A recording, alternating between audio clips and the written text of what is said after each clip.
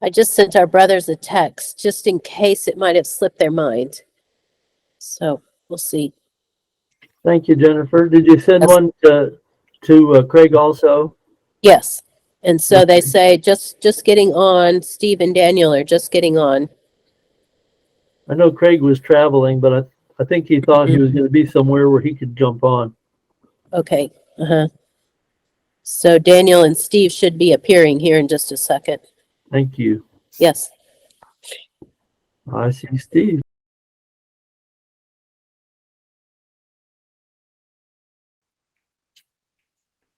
Jennifer, are we thinking that Craig's going to be able to get on? I really don't know. I would have expected he probably would, but I haven't heard anything from him. The brothers might know better than I would. Steve and Daniel, have you heard anything? No, I haven't.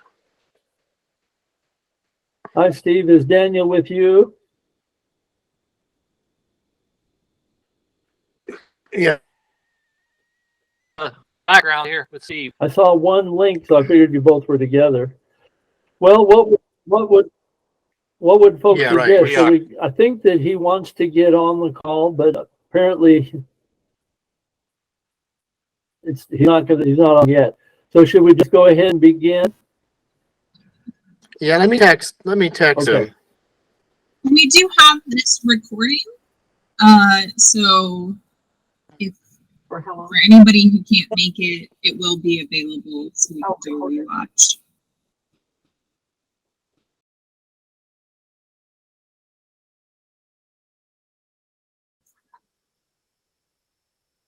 Selkie, is there like a phone call people could call? So if he is stranded out somewhere in his car, he can dial in? Yeah, let me go grab that number for you. Maybe Steve could pass that on to him if he's physically unable to be by a computer or something. Probably traveling after the special meeting there in Memphis. Yeah. I think he said, I talked to him earlier, and I think he said he had like a 3-hour trip.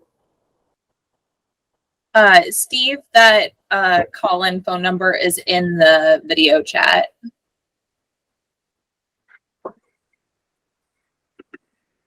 Oh, okay. I'll tell you, let me just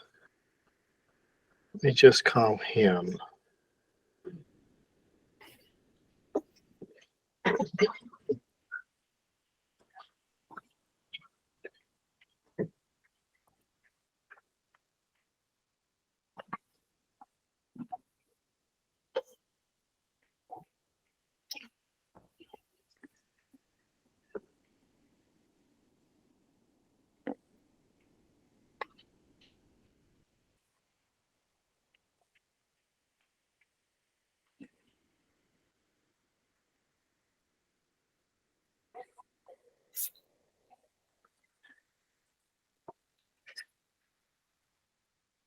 Craig is not answering his phone call either, so I'm not just sure where he is in Tennessee. When I talked to him today earlier, we lost him a bunch of times because of the connectivity. Yeah. Greg, this is Steve. This is Zoom call is going on, and people really hoping you would be on it. Anyhow, if it would be possible to dial it, I can give you. Anyhow, talk to you later. Thanks. Bye bye.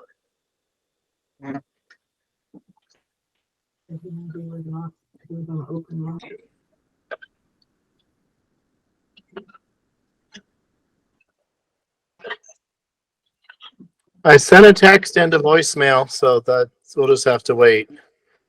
So I'd say go ahead. Very good. So should we proceed onward? Sure. Okay. Ted, I think this is your meeting primarily, but I think what we're getting together, we had a little task force that we were asked to look at the different policies at different locations and try to come up with something that we thought might be a good one. In the process of time, I think everyone, workers and friends, all sat in on the training that they had for the North Carolina policy seminar. Some of us, Linda and I, didn't sit in on that, but we got to sit in on the links for the training afterwards, so we could pause it and go through it. The course, as seems like has been the case, there's mixed opinions about everything, about having a policy. If we have a policy, which policy should we have, and ongoing, and so on and so forth. Telke, are you on here? Yep. Would you mind popping up that first slide that I sent to you with regard to the overview, the regional guidelines overview?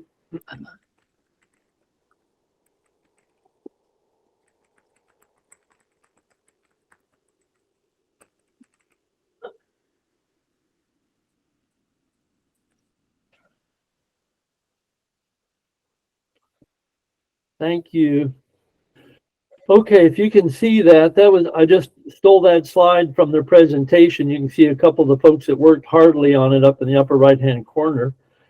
But going through their training, I think most everybody was impressed by the thoroughness of it and the conciseness of it.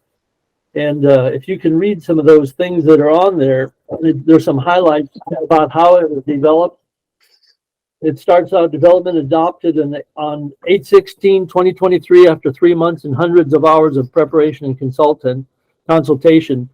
The last file that we have on file was one that was updated on the 11th month, so it's changed just a little bit.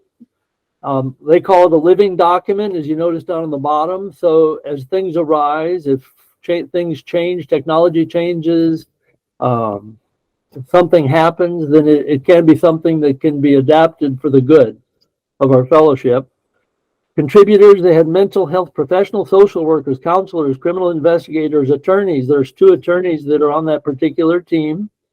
40 plus parents and grandparents, so they tried to take input from a variety of sources.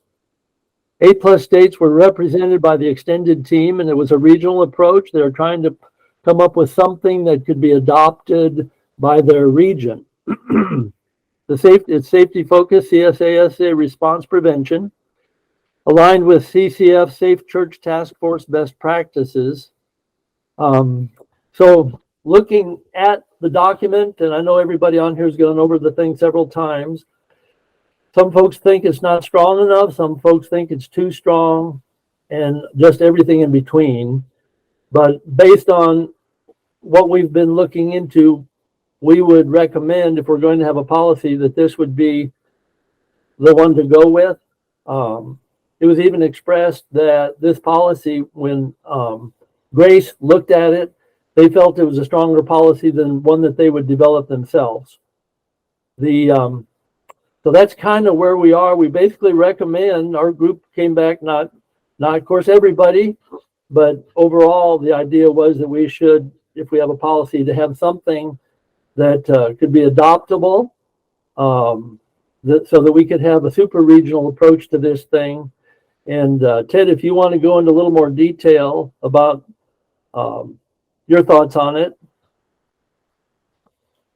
Well, Pat, you pretty well summarized it. The biggest advantage that, well, there was 2 main differences when I was going through the policies that separated the North Carolina policy from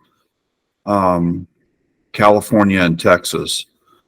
And California and Texas is dependent on criminal convictions or criminal investigations by the law enforcement community. And that typically snags less than 10% of the predators that need to be flagged and removed from meeting. And the reason for that low number is lack of physical evidence and statute of limitations expiring. So North Carolina's policy catches where the legal side does not catch. So the main, we felt if we are going to establish a policy, we need to use the one that catches the largest percentage of the predators that we're going after. The second thing that Pat and I discussed was there'll be a cover letter to the policy, and that will have our tri-state information on that. I don't know if you can pull that up, Selkia, the actual cover letter that we drafted. It's 2 pages long. So that's the other thing. So the cover letter can basically cover the things that are, pardon me. There you go. So you'll notice at the very beginning, the first 3 paragraphs are from the Southwest policy that was very well vetted. And then the middle of the document is what's the information that Steve Marshall provided for the contacts for the tri-state.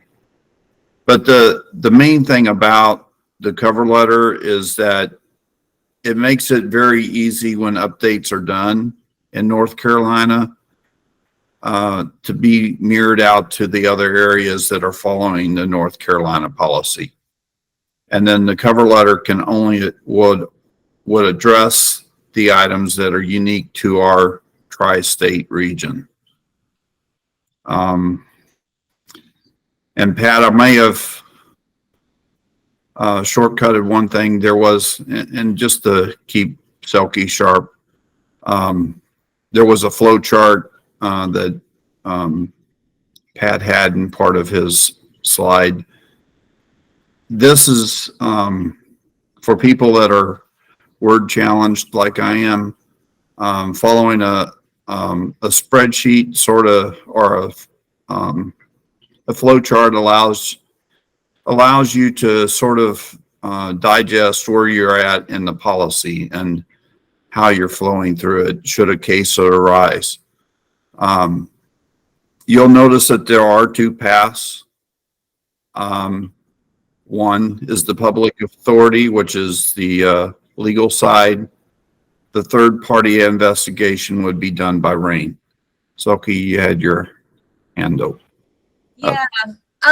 So maybe I missed something, but the last update I had heard was that Craig was still not really on board with adopting a policy. So I just wanted to clarify, is this a policy that we have decided as a region that we will be adopting this? Or what is the plan with this policy? How will it be implemented? This is our recommendation for which one to follow. It's the furthest ahead of any of the policies. It has a 1-hour training session already set up on it, that's recorded that you can listen to. The big thing is that it is also vetted by attorneys, and they're trying to find where, I think that was your previous slide, Pat, of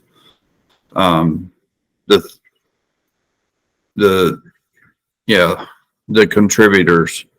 So not only is it attorneys, but it's health professionals, social workers and counselors, criminal investigators, executives, and then last but not least, the parents and grandparents. All of these people that contributed, you might say, have real life applications. One of the attorneys that was present represented a school in California and was very familiar with CSA cases and how they applied in the education system. So very valuable, not theoretical, but valuable real life experience on how CSA should be handled and how it's treated in a setting that would be similar to our fellowship. If the group, the workers elected to enjoin a guideline set of policies like this, we think our little group, our little subgroup felt like this was the best one.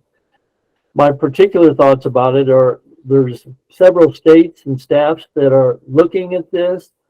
And so other groups seem to be considering this for their policy framework if they set up a policy. So the closer we can be in matching what other states and staffs are doing to set up something to protect folks, I don't think we would have to recreate the wheel, because this, like we've been discussing, has been well vetted. And there's a lot of people that are looking at it that think that it is probably the best. Of course, none of us really want to have something like this, but our thoughts are that the more we can formalize things, then the more apt we all are to be to follow them and do the right thing.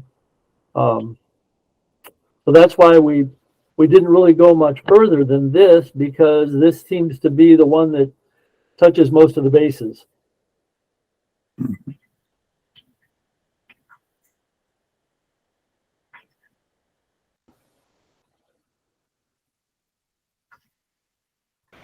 Okay, thank you for clarifying. I wasn't sure because I know a lot of this is, like you said, a lot of us have attended the training and stuff like that. So I wasn't sure if the purpose was, okay, this is the policy we are implementing, and all the elders in our task force are going to be implementing this, and we hope that it will be implemented across the site or the tri-state area universally as well.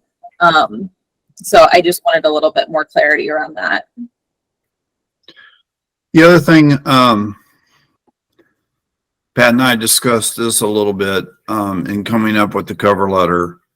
I don't know if you want to pull that back up. One of the things that's been voiced several times in either this group's meeting or in the subcommittee group's meeting is the concern of elders or not being able to do ministry safe. I believe Michael and his wife sort of voiced a couple of examples of where they've been able to sit with people and help them. So in the third paragraph, what we put in there was a representative of the church. So each individual church could have a representative, and it sort of allows where there may be examples of where the elder and his wife would not be able to attend the training, or where somebody else could attend the training. And we put in there a trusted representative, so it'd be somebody that would be agreed would be a good candidate to help represent the local church and the effort of taking the training and getting and knowing what the policy and how it applies and how it works. So that's one of the things that we did put into the cover letter. It doesn't have to be the elder or his wife. It can be a trusted representative. Go ahead, Sophie. Sorry. About the training, I I'm curious which of the two trainings this is referencing, because I know Ministry Safe has 2 levels of training. There's their like really, really basic, this is what CSA is training, and that's like the lowest, like kind of the basic education that everyone needs. And then there's a next tier that helps people like notice red flags and kind of gives them more tools in their tool belt for recognizing when something is wrong and knowing what to do to protect kids. Do you know which of those 2 is being referenced when we're talking about the Ministry Safe training? It's the basic is what everybody's doing right now. There's only a few that have gone on to the next level, but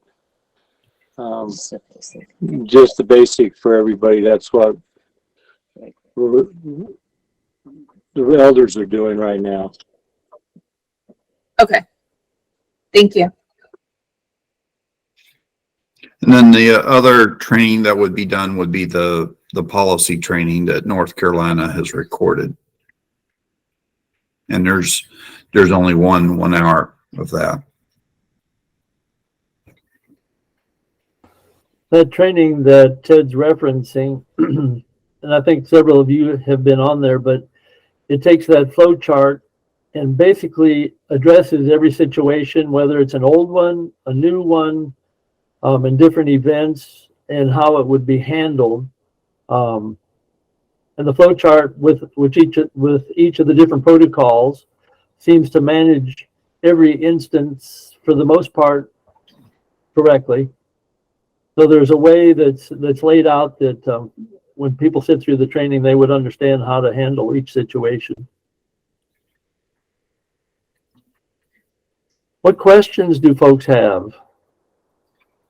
So if you do want to pull up that flow chart,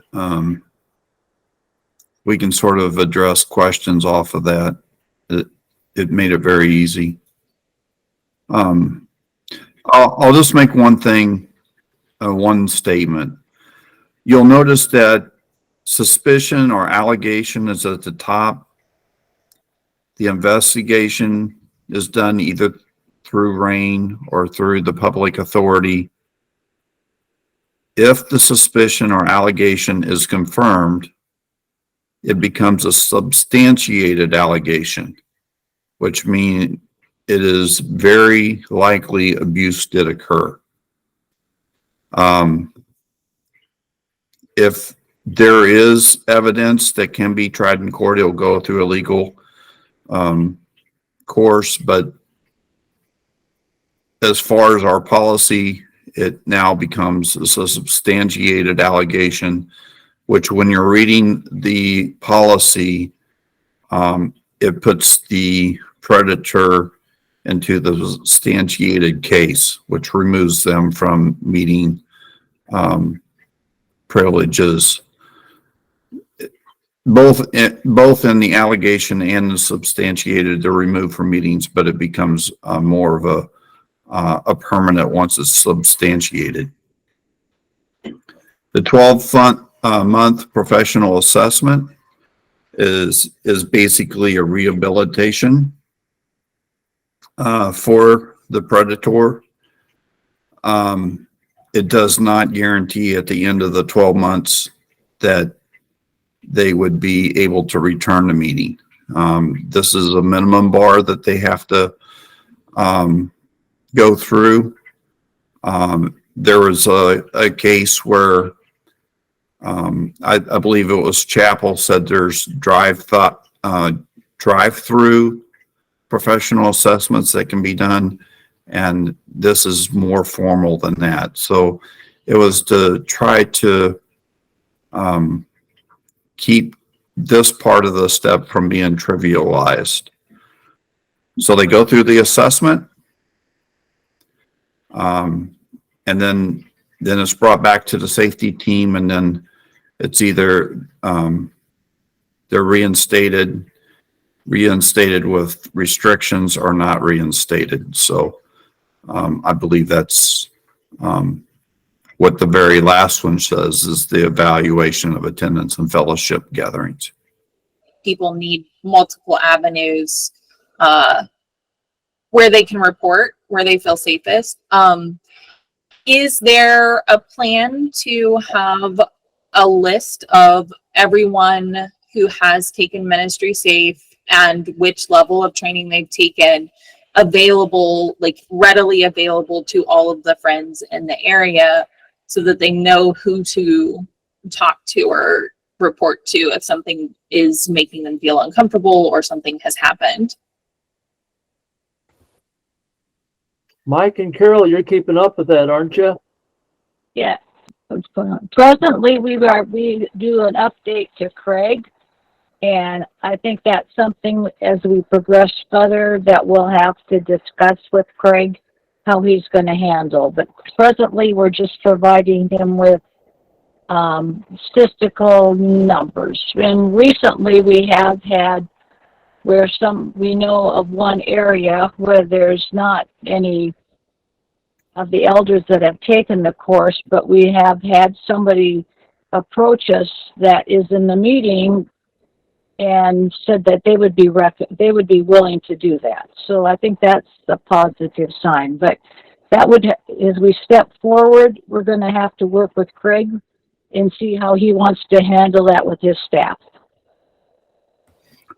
And Thank you, speaking Carol. of Craig, he just joined. I think Craig just joined us. Yeah. Welcome, Craig.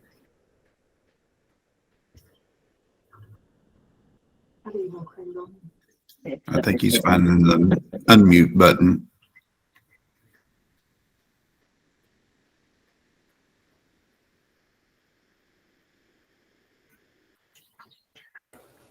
Craig, if you're talking, we can't hear you yet. Yeah. Hey, can you hear me now? Yes, sir. Okay. Are you still traveling across Tennessee? No, I was, but we had supper and I just came up from the table downstairs. So just to kind of. Thank you for joining us. Those folks are okay. Didn't get hit by any tornadoes or anything. No, can't find anybody over here that got hit by anything. It came really close to some of the friends' homes, but didn't touch them. So that's a positive thing here. Anyway, everybody's seems in good shape, good form. For sure. Well, where we have come so far, basically, is we brought to the main task force group the recommendation of our sub policy group, which basically is utilizing the guidelines that they've established in North Carolina area. And that's kind of where we are making that recommendation based on the fact that that seems to be the one that has been the most vetted and looked at and agreed to in some form or fashion by multiple states and staffs, so that we would kind of fit into something to establish a policy. And what you see on the screen there is a cover letter. Basically, that's just something that could be something that we create specifically for our 3 states. And if you go through it, it's got the same information on the top of it that we had at our 11 church meeting that talks about a little bit about the ministry safe definition for CSA, SA, and then with all of the phone numbers on there that Steve Marshall asked us to, we suggested we include, which is a great idea for people to how to get help.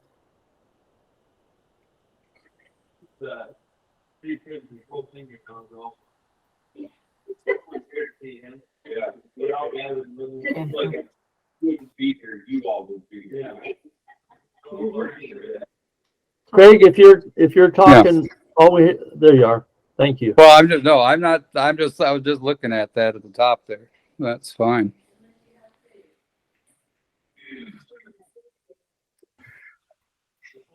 Yeah. Well, go ahead. I was going to say the middle part of the document is the information that Steve Marshall put together for us for the tri-state. So you'll see all 3 states there. You might say the cover letter is basically how you get started once a case gets, once a case Yeah, becomes that's known. all. You're breaking up on me now. So Here, let me stop my video, and that might help some bandwidth here. All right. So the cover letter, the purpose of it is basically is how you get started. So when a case comes up, you're going to go to your state, you're going to call the numbers, you're going to get everything reported. There's also the safety team. I believe you used the term deacons and advocates. How that would be named, we can name it however that needs to be named. But basically get them on board with the case. And then that starts getting the needed support for the victim lined up so that they are taken care of appropriately. And then the tracking for the predator to make sure that they're removed from meetings, and then the investigation process begins on it. So Would you mind moving that up a little bit so that we can see all those phone numbers and stuff? Thank you. yeah, so Oklahoma, Missouri, and Arkansas.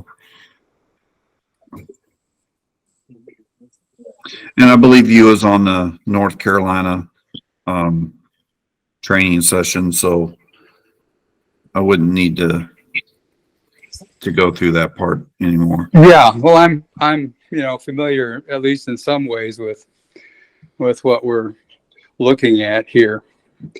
I guess like I raised up in some of our first conversations, and that is, it's a matter of whether we do anything or not, really.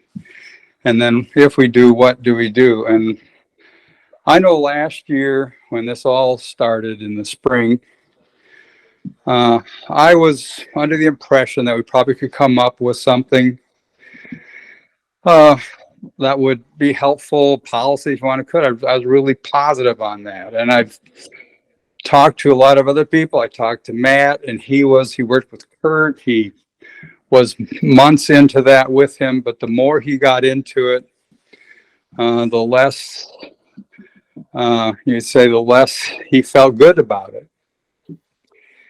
And I'm coming actually to kind of the very same conclusions. I just am not at peace with trying to institute a policy like this. And so it's going to be a problem, I know. But I obviously have to live with my own conscience and be at peace with what I feel I can do for all of us. And so I don't know where to go from here for everyone. I know that a lot of people feel if we don't have policy, that somehow we're abandoning the whole thing on CSA and SA, and I don't feel it has to be that way at all. But I don't see any way to be able to push this forward and impose it on people that I know are unwilling for that and don't think it's necessary. I don't see it as creating unity. I think there has to be some other way, and I don't know. It's I'm just speaking from my heart. I noticed that in the task force that most of the people involved were all pro policy. There was no one, as far as I can tell, that really attempted to find some other route or suggest any other thing. And so I don't feel that we've had really a lot of balance along that line either. And we're pretty far into the process, and the reason We are is because I wanted to be fair and I want to listen to the different points of view. But at the same time, I have to do what I feel is right. And I've prayed about it, thought about it, and it's no simple process at all.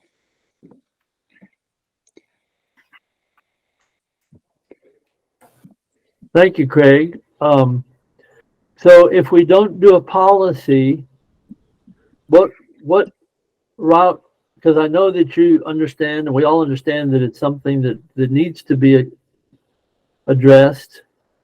Because I know you've told me that we can't really do anything about what's happened in the past, but we can sure do the best we can today and going forward.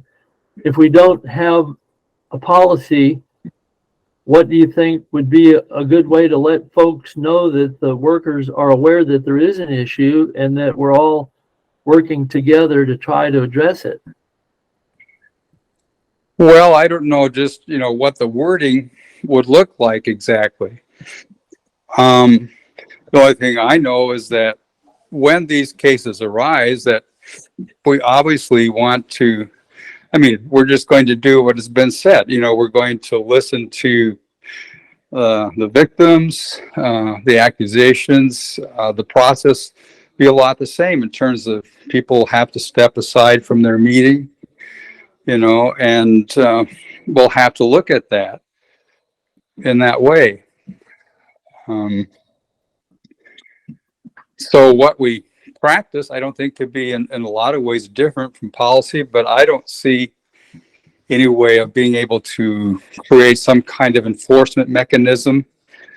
I feel it really is something that we need to have the direction and guidance of God and of the Spirit in a lot of these situations. And I don't see any kind of human algorithm or process that really does that. But that doesn't mean that we're going to drop that, ignore that, or go around it in some way.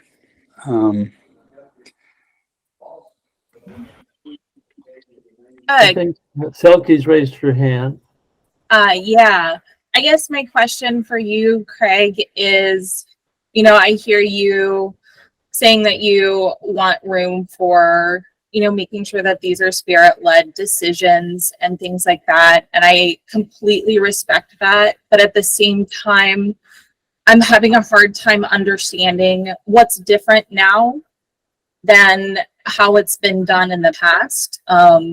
So I guess I would like to hear from you a little bit more about what your intentions are as, kind of the leader of this area for making sure that we don't fall back into treating these things in the exact same way that they've always been handled. Well, I think there's a number of things that can do that, because obviously when people are going to come forward, it's going to occur in a certain area. It's going to be a certain family. It's going to be a certain church, so there's going to, and our level of awareness of what's taking place is a whole different world of understanding at this point in time. And so the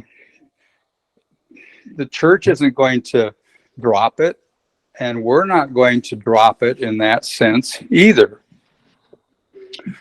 And so, what we've already done in the state is, when these cases have come up and they're all old cases, that we've asked those people not to be in the meetings presently. And that is kind of revolutionary, at least in some areas anyway. And I'm just saying things here, but it's going to involve the church. I think the church obviously has an interest in what takes place. And so, we're not going to do something that the church isn't happy with either. So I think there's a number of people involved that would make sure that the outcomes are not going to look in the future like they maybe have in the past. But until you actually have that happen, I don't know, how to test that really.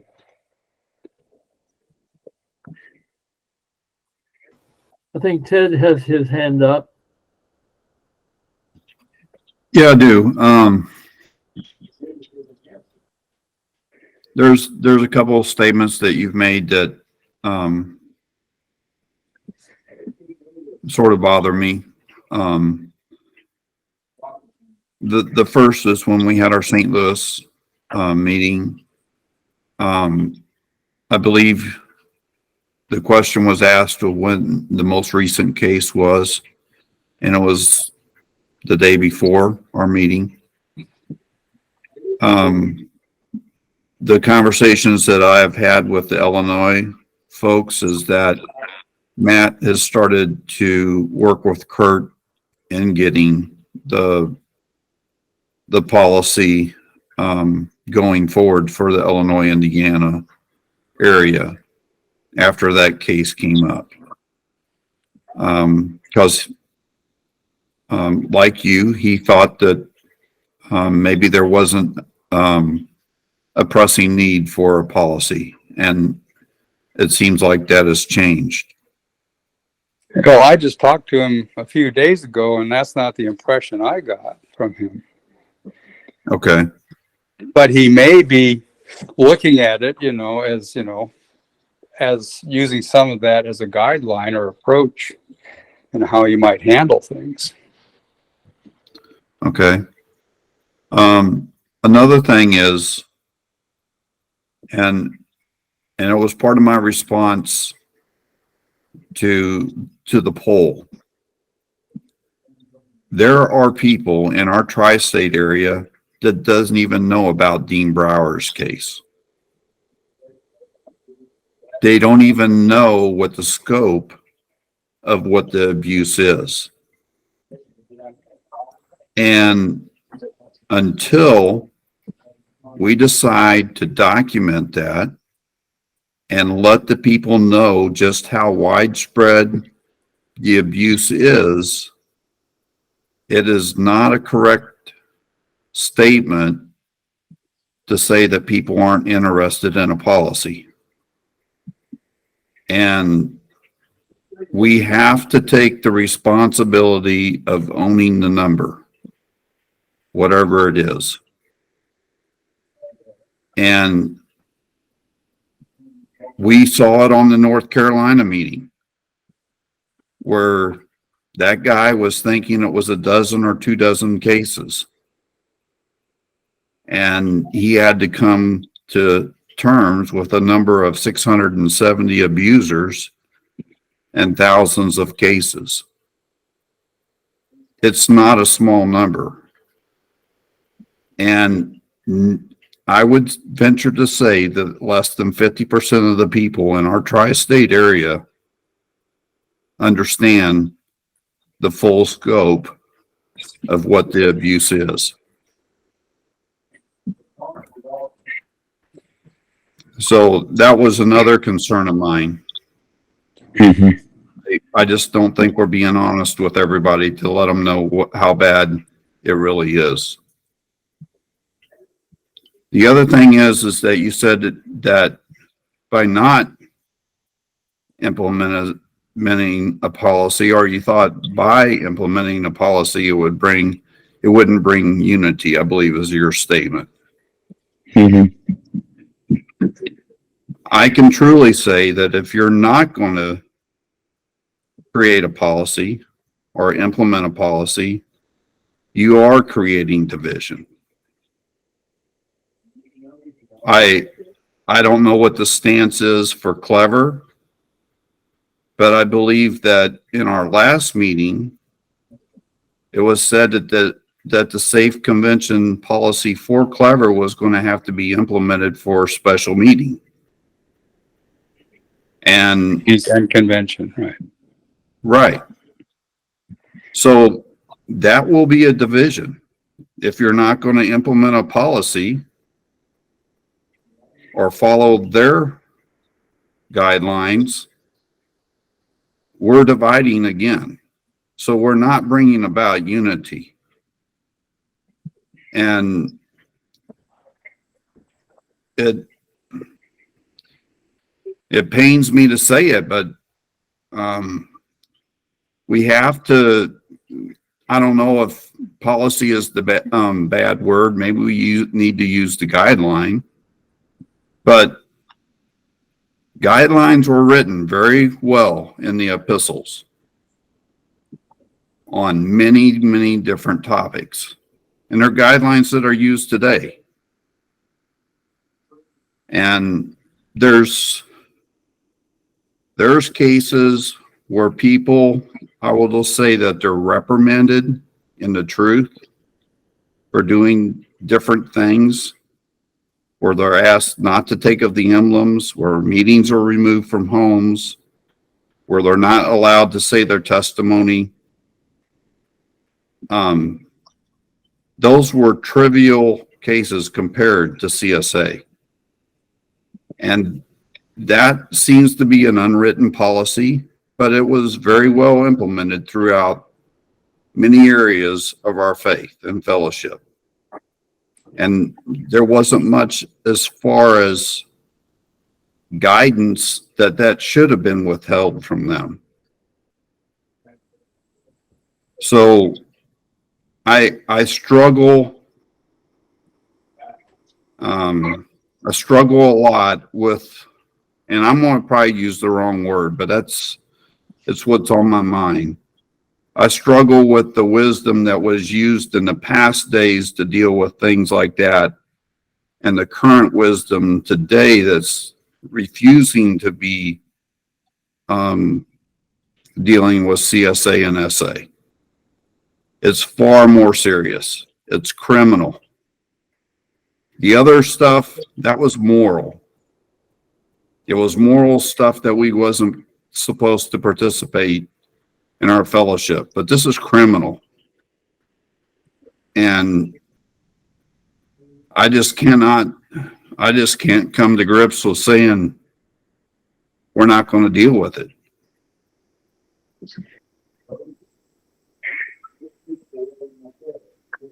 Yeah, well, I mean, what I'm saying is that dealing with it doesn't necessarily mean writing North Carolina policy. Obviously, there's a lot of things that have happened that have caused people to lose confidence in the workers or their judgment, or however you want to put it. So you want to turn to some other means to find something you think is fair or right. And I understand that. I just am not convinced that's what God wants us to do. I don't see any reason why we can't just handle that because we just want to do the right thing. The main reason is we've handled it thousands of times consecutively wrong. I don't know of a single case that we've handled right.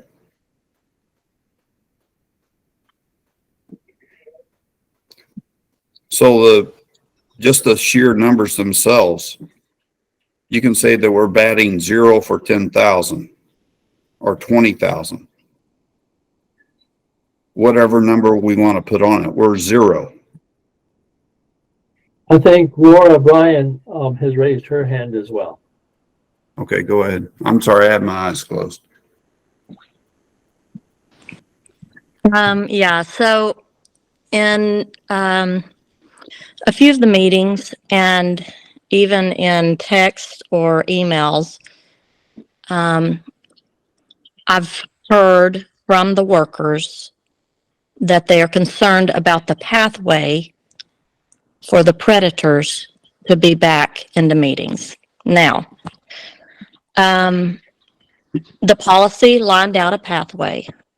And what I hear you saying is we have taken the predator out of the meeting presently. My question is, what happens after presently? What is your guideline? What's your policy? What's your procedure for that?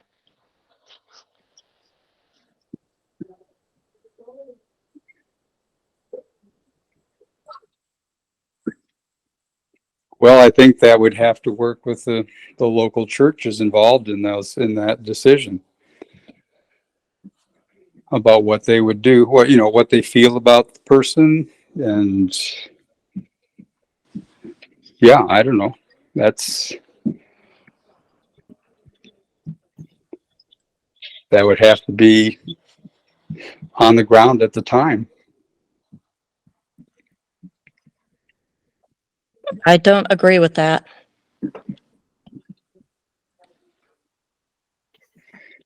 It encompasses more than just the local church, and that's where the problem lies. You've got the outlying churches, you have convention, you have visiting churches. I don't know. Don't know how to make that clear. It's more than just the local church. Laura, I'm gonna just expound on that a little bit, just because I traveled a lot at work. And I can say that before this year, all I had to do was call a worker, get a phone number, and show up to meeting. And nobody knew what my history was. That is completely changed.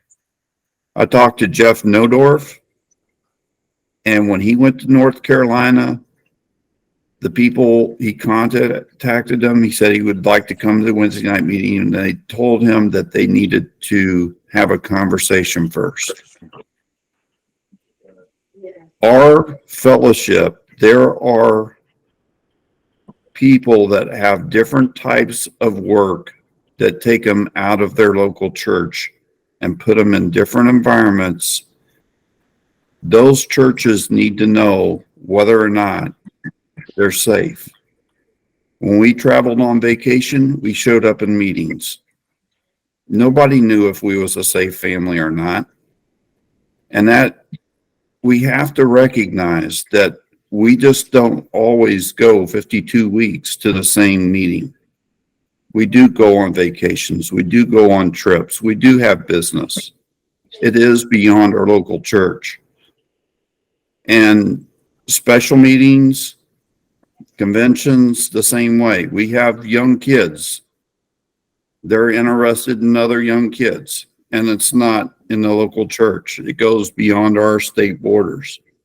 But they do need to know whether or not they have a problem where they're going. And we have to recognize that. I may have taken what you was trying to bring up, Laura, out of context, but that's the way I know it applies in our area. I think Selkie has her hand up as well. I do, and I'm going to turn on my video just so you can see that I am not saying this from a place of, trying to be ugly or anything like that. Like, I'm saying this with genuine empathy and curiosity. In my mind, someone in a position of a leader is somebody who steps in and does the hard things and says the hard things that nobody else wants to hear. My parents, bless them, did not just say, hey kids, do whatever you want in the house. We don't care. You want to eat candy for dinner? That's fine. I just want to do whatever is going to make you happy. That's not what they did. Sometimes they did things that were really, really upsetting. And sometimes they shared information with us that we did not want to know, but we needed to. And they made us do things that we needed to do for our own safety, for our own well-being. And I feel like what I have heard from you, Craig, is kind of this, I want to defer to the local churches. I don't want to do anything that's going to upset any of the churches. I don't want to share information that's going to upset people. And I feel like what I'm hearing you say is that you are not comfortable in this leadership position of leading these people. And I know I don't live in your area. I don't go to meetings anymore, but I love these people and I feel abandoned. I feel abandoned, and I'm not even one of the people that needs your protection and needs your leadership. And I guess I would like to have a clear understanding from you of what you see your role as a leader of this tri-state region. How are you leading them and how are you protecting them?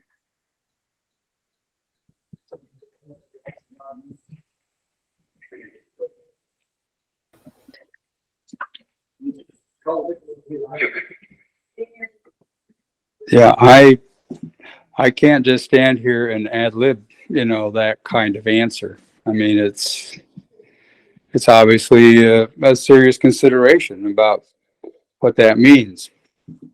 And I mean, I can only do what I feel comfortable with, and but my decisions that I'm making, I find difficult from 2 points of view. I know I'm going to be making some people unhappy, and it doesn't matter what I choose. That's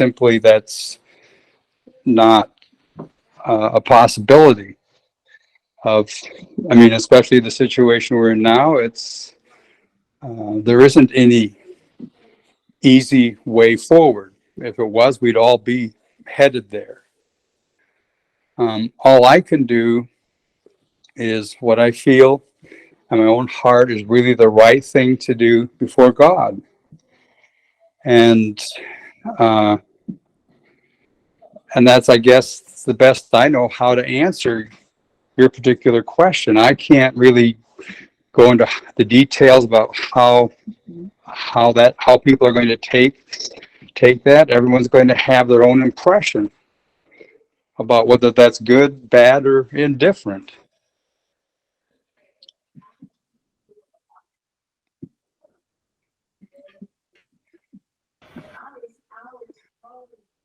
But I don't know what will happen, until you actually have the case. But I haven't had any particular, recent case of CSA. I don't know of anything that's real current along that line.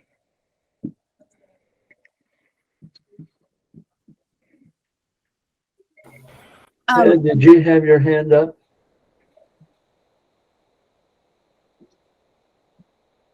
Yeah, I had my hand up. I think Kenny has his hand up too. He may have had it up before me. Go ahead, Kenny.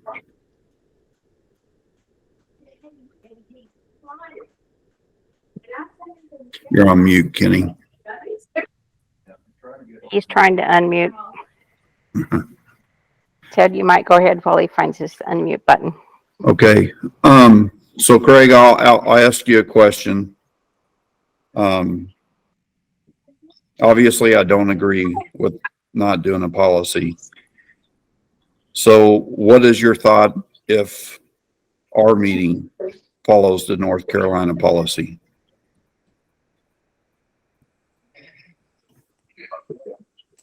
Well, I haven't really thought a lot about that. I think in general, the churches are going to be having to make some of these decisions on their own about what they're comfortable with. I'm comfortable with it. I believe my meeting is comfortable with it. and, we will follow it until you decide that there's a better policy that can be followed. Mhm. Go ahead, Kenny.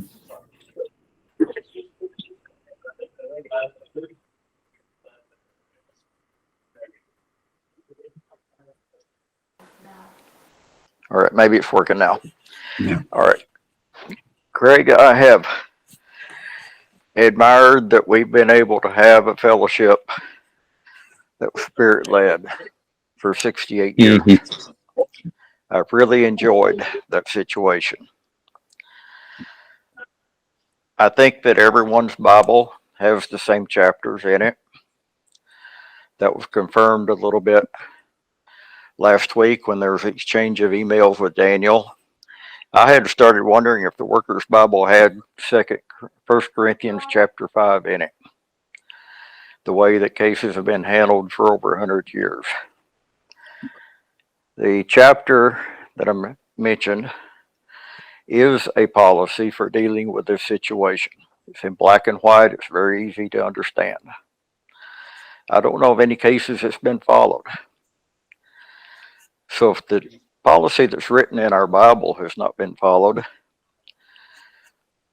what kind of confidence do we have that people ad-libbing it would do any better?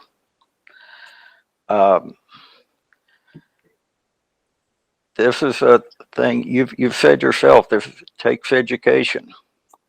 Mhm. We've still got maybe over half of our people that don't know how serious the policy is, how much education is being done. It's very serious, and it involves people's lives. It involves people's souls. It involves people's eternity, and we've got to find a better way to address it. Just saying spirit-led, and we've got countless overseers across the country who are reacting different. I would like to think that they're all being led by the same spirit. I would like to think that we all are being led by the same spirit, but I'm questioning that when I see the results, when I see the fruit of their actions. I probably just shut up now. Thank you.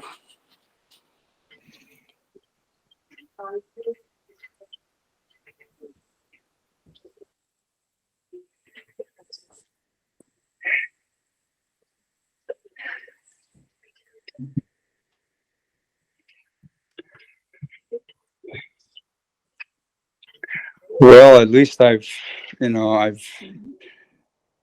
told you a little bit about how I feel and my concerns. Realize that leaves a lot of question marks. Not surprised. And we will keep in touch with people. I'll be talking with our staff, and obviously we've got some things that we need to discuss and talk about. And we hope we can put something out that you'll be able to understand a little bit better, maybe where we're coming from. But it's not something I can do just impromptu, really, like this. But I do feel it's just fair that at least I let you know kind of where I'm coming from. And I've, been listening to everyone else for a long time. I think I know where everyone else is coming from. And so we do love you. We care for you. We care for our children. And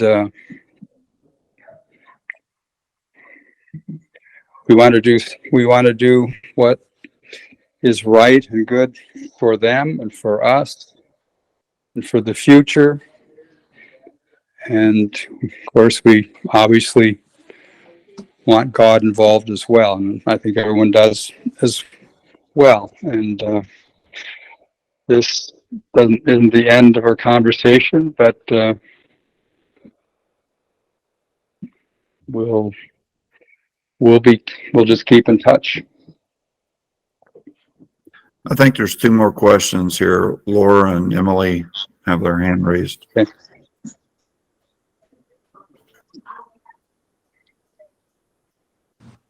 Go ahead, Emily.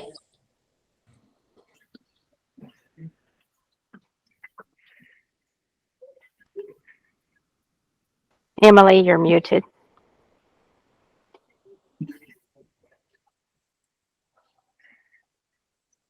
While she's muting, I'll just ask, is the newsletter off the table as well?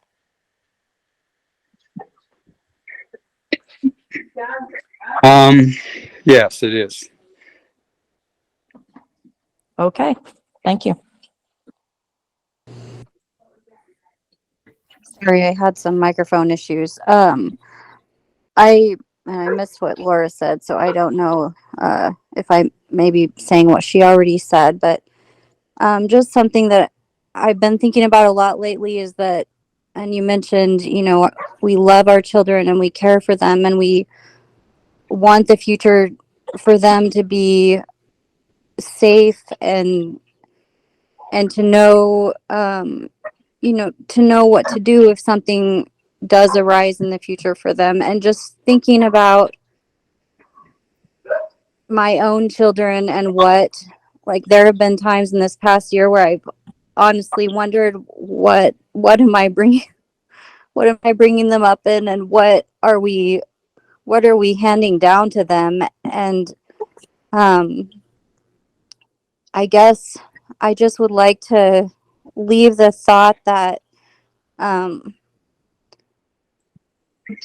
if we can offer our children the opportunity to not have to go through what we've gone through this year, whatever it takes to give them that opportunity, I think it's worth it. Well, thank you. Yeah.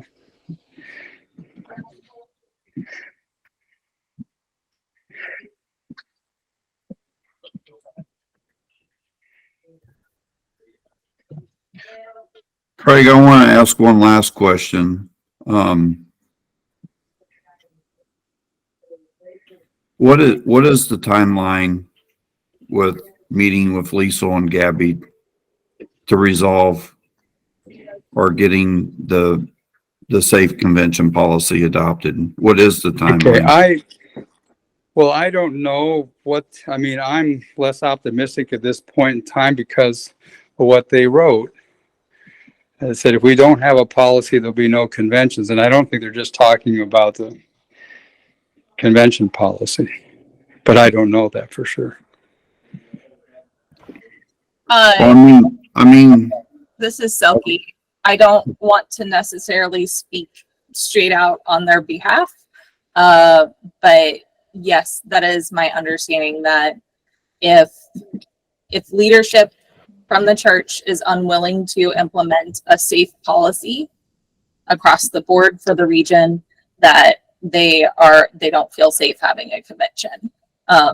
Again, that's just me based off of my conversations with them, so that's not like set in stone, but just for some clarity around that.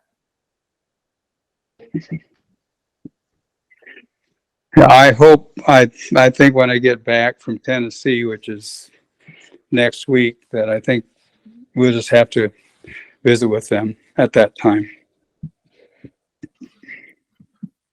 so are you going at the end of next week? Are you going to stay there until it gets worked out then? Because to me, that would be like the most important thing that you need to do, because we're, what, 3 months away or 4 months away from special meetings starting? Right. I mean, we'll discuss it and see if we can find some common ground. And if, then I don't see a problem, but I don't know, staying there till it works out is necessarily going to work. You know?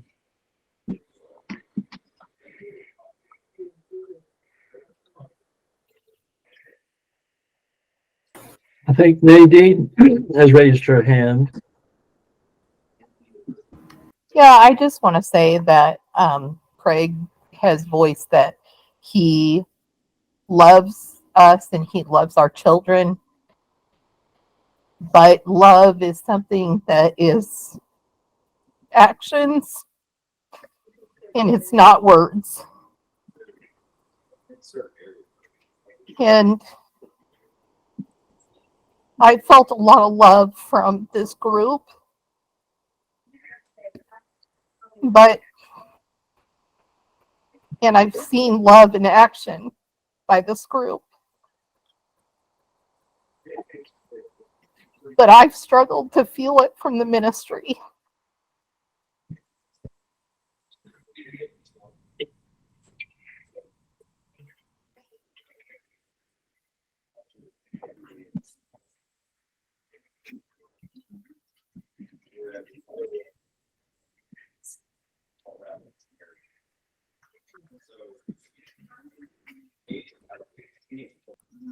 You know, Craig, I agree with you about not wanting a policy, not wanting, um, um, you, what would you say, man-made guidelines?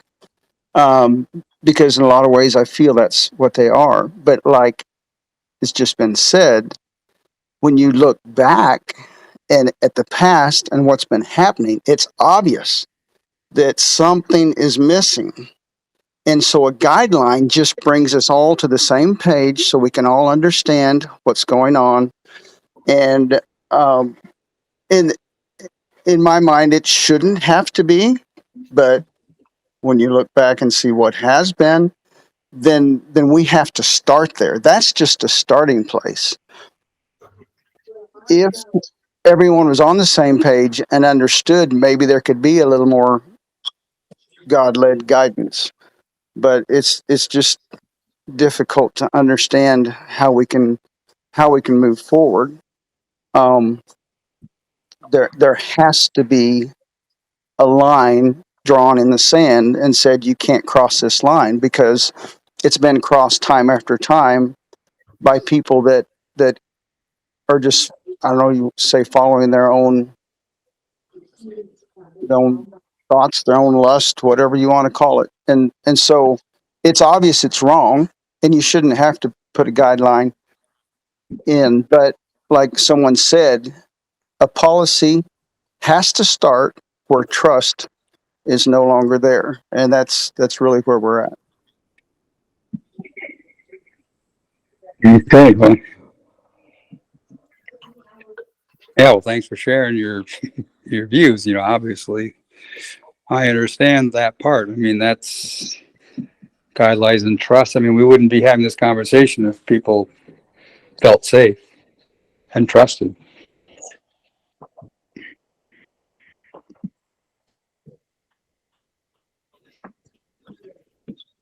Craig, I'm very analytical. And it's probably to my detriment.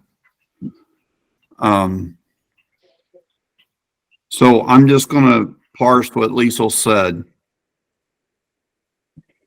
A policy start where trust is no longer there. And if you take it to the point, we've lost our trust in a ministry that knows how to deal with CSA. That trust is gone. And we've spent about an hour and a half now, you might say, pleading with you to implement a policy so that we can restore some type of trust. And I don't know how we can say it any different, or how it's going to have to be recognized. But if you want the trust back, something has to be implemented. You can call it a guideline. You can call it restoring the landmarks, the boundaries, pulling out a plumb line. But something has to be visible that we can see that CSA is being addressed. Otherwise, the trust won't come back. That's been violated. That's been completely trampled into the ground. And I think it's been said that some people feel like they don't feel any responsibility for how it got to where it got. It is where it is right now. Something has to be done. The trust is not going to be there. That's been destroyed. So sometimes we have to sit down and be honest with ourselves. Where are we? What kind of mess are we in? And then how do we get out? And I hear you saying that we're going to do the same thing that we've done for 75 years. It's not going to, that's not a successful roadmap. We can look back and see that.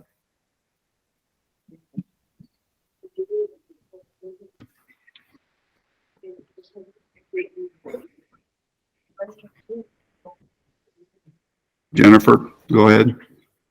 Yeah, I just wanted to say that in the field where I was earlier this year, the last field where I was in, we had a situation of CSA and it was handled and the person is not in meetings anymore.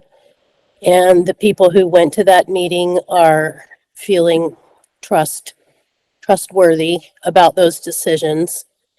And things are calm in Oklahoma. I think that he was the only perpetrator that we have in Oklahoma, actually. But I'm just saying that this is a case that was handled, and it's been since the Dean Brewer case, and people are aware of what's happened, and it was taken care of.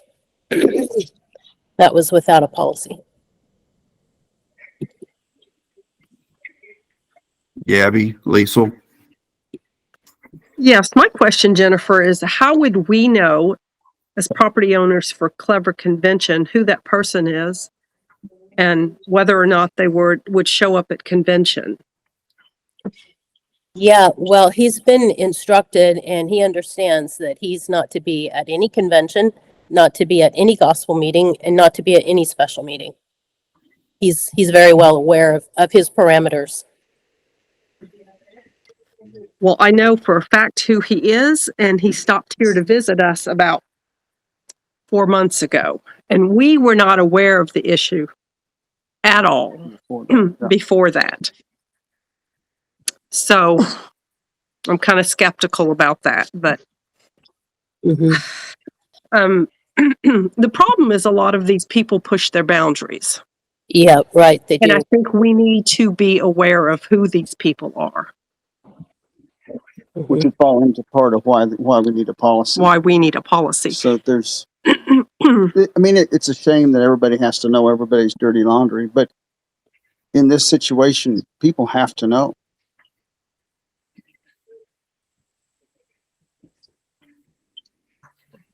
So my question is if the Dean Brewer thing had not come to light, would we know who that predator was? Otherwise, because he's been a known predator for quite some time, it didn't just happen. That's correct. And I don't see that as dirty laundry. I see that as a crime. Yeah, it's correct that we have known about it and we did what we could, and it's been in the court system and the courts have been handling it since it happened. It was not the Dean Brewer that brought it to light. We were aware of it and it's been in the court system. But he was at a convention in South Dakota last year. Mm-hmm.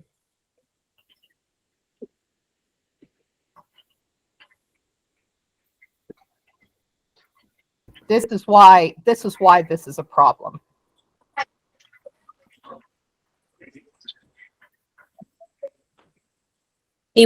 He was not actually welcome to be anywhere in a meeting outside of our area.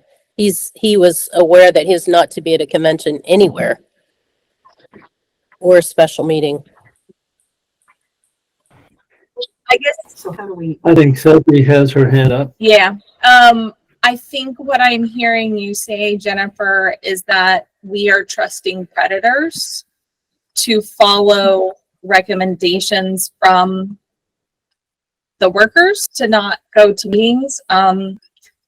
These people have shown that they do not care about safety standards that are set. I mean, they know that CSA and SA are wrong, and they have been instructed not to do that, and they still do it. So why are we giving them free reign, to make their own decisions on whether or not they attend meetings elsewhere? They can't be trusted. They have proven to us that they cannot be trusted, which is why we have to have accountability. But I think what I heard you say is that the way that it has been handled is that we are putting our trust in a predator to not go to a place where he can cause further harm. Is that correct? Maybe, yeah, you could probably say that. Mhm. Okay, thank you.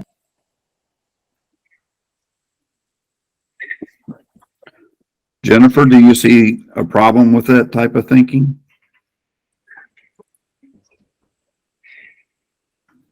I felt like it's worked well in Oklahoma. He doesn't come to convention anymore, and he doesn't come to Sunday morning meeting anymore, and he doesn't come to special meeting or gospel meeting anymore. But I think that we've sort of established that there's not a checkpoint that he goes through at the Oklahoma border, and he can show up in other states. And we, as part of this fellowship, have no idea of what wolf just walked into our convention ground. And I know we don't have enough workers in our tri-state area to send to every surrounding state to make sure that predators don't show up in other states. And that's the whole issue. I grew up on a farm. Coyotes don't stay inside the fences. And that's what we're dealing with, is predators are not going to stay inside of our single meeting. They're not going to stay within the realm of one special meeting radius or a convention radius. They have a sickness that will drive them to go where there is ample opportunity for them to feed that sickness. And if it's outside the border of our state, we haven't protected the next door neighbor at all. Yeah, I was just going to ask Jennifer, I know you said you feel like this system is working well in Oklahoma because he has not been to any of your conventions or meetings. But I'm curious how many people in that area, at convention, is he aware that there are multiple people at the convention who are aware that he's not supposed to be there and he's going to get kicked out if he shows up? Or is it complete blind faith in him doing the right thing? No, I mean, he's well known in Oklahoma. He would understand that everybody knows who he is. Right. So that knowledge, more than anything, is probably what is keeping him outside of areas where he can harm people. So I guess that's where, the need for communication about this comes in, because he knows that everybody in Missouri doesn't know who he is. So what's stopping him from testing those boundaries and showing up? What's the likelihood that somebody's going to call me out and know who I am? Probably pretty low, especially the further away he gets. Yeah. Might be a situation of where there should be more communication, but if the law doesn't lock him up, then we can't really control him as far as where he goes and what he does. So it would come down to a communication really more than a policy.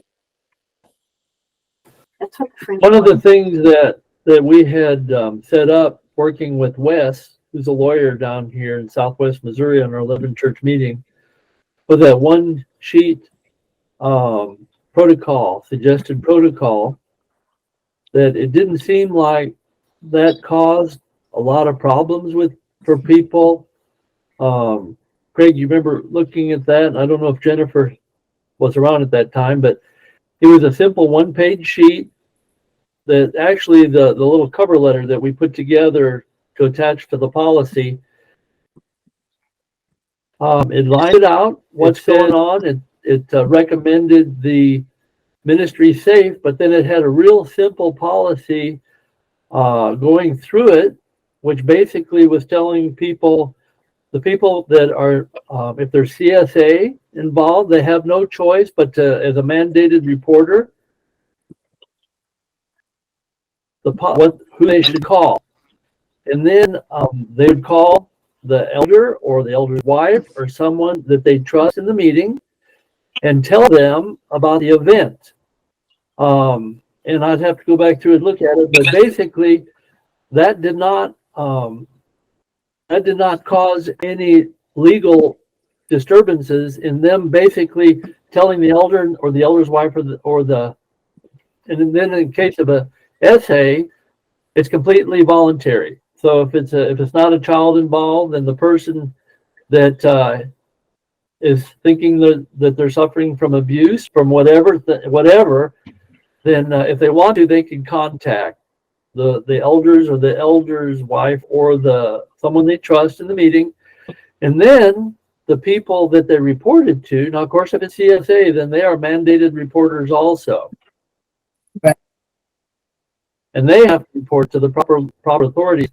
But what the guideline, or not, I don't want to even use that word, suggested protocol then would say that the elder would contact all the other elders. The elder would contact the workers. And then, because there could be some kind of a investigation going on, basically they wouldn't dig into anything. They wouldn't say who the victim was. They would basically say John Doe is no longer welcome in our meetings. Mm-hmm. Yep. Actually, that. And then that message would go out to everybody. So in the instance that we're talking about here, Jennifer and Craig, it'd be something where, because I don't know who it is either, right? Right. And we have to come into our meeting all the time. Right. And I don't think that there's any legal reason why we can't do what we were talking about in that really simple one-page deal where people are aware of it. They broadcast the name. They don't say what he did or who he did it to, but simply people would understand this person is not welcome in our meeting anymore. And then that name would go everywhere, and that person would soon understand, because convention understands it, all the meetings understand it, everybody, and it would just go across it. Now, if something came up where it was not true, well, there's recourse for that. But what would prohibit us, even if we don't want to have some kind of a policy, a 3-page deal with A, B, C, and D, what would prohibit us from having something in writing? Because we've already passed it out at our meeting, and I know several of the elders, in the 11 church meeting, they did that as well to keep us safe. And honestly, I think something like that, if we don't want to get super duper involved with all these other things, if we just had a simple basic something where the workers came out and said, we know it's a problem, and here's what our plan is, so that all of our dear old elders that don't even think there's a problem or don't want to even address it, if it comes from the workers, especially Craig, and he comes out with a letter and says, it is a problem, we're going to address it, and here's how we're going to do it. And we don't have to have some kind of a huge old policy. If we're not willing to go that route, we can have something that would be a simple protocol guideline that would protect us, protect the people, help other people understand that we're serious about this and it is a problem. And then ultimately the Townsends and the people that have got meeting in their home, they would have the final analysis or the final determination of these people can come or they can't come. It's my house, it's my property, and I don't feel safe with it. And we just say, that's fine. It's your house, your place. Right. Actually, all those things were done. Like everything that was in the protocol or in the policy or whatever were done, and people did their reporting. And it was reported to the workers, it was reported to the elders, they were all involved, everyone knew about it. Then a letter was sent out to the whole state saying this person is no longer going to be, this has been a problem, and he's no longer going to be a convention, special meeting, whatever. So it follows even the policy of those who need to know, and then that would maybe be a question as to how many need to know. So maybe that's where a little bit of the problem comes in, is in knowing how many people need to know. But as far as how the thing was handled, it was handled according basically to the policy guidelines that we've been studying. But we didn't have a policy about it. We just understood that that was the right thing to do. And so that's what we did. Thank you, Jennifer. I'm going to have, Oh, go ahead.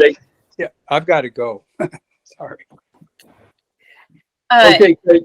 You know what? Just a minute. Just real quick before you go, Craig, I know you said you were going to get with your team and you planned to get something out that clarified your viewpoint and stance. Do you have a timeline for when we can expect to see that? Before the end of the year. Okay. Thank you. Yeah, you're welcome. Craig, thanks for your attendance and everyone that's on here. We may be running out of our time, but did you want to mention something?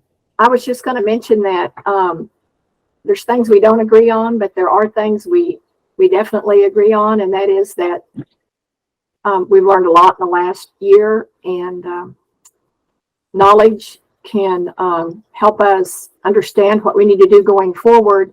And I just really believe that we need to definitely make sure every person in our fellowship is educated. And I'm not sure how we go about that, but I don't like burning bridges, and I'm thankful for our conversation tonight, and I hope that we can work with the friends and the workers going forward, and every person in our fellowship can be aware of the issues that we are aware of and that we've been addressing tonight. Someone said to me, we have family and friends that have grandchildren, and they don't even understand that there's a problem that they need to be watching out for. And we talk about meetings, going to meetings and having people in our meetings. Well, I think it all starts with being educated. We have to understand what's going on, and the people coming to our meeting will understand. And when we go to meeting out of state, in the back of our mind, we all understand there's something we're dealing with now that we haven't had to think about for 45 years, but it's okay. We can be educated, and this will help us going forward as we think about how to address these issues. And I'm really thankful for the progress that we've made thus far. Do we have work to do yet? Yes. Is this an end of our conversation tonight? I hope not. I hope it's just a beginning where we can go forward. And I don't know what all the answers are. None of us do, but we're thankful that God knows. And we just want to keep praying.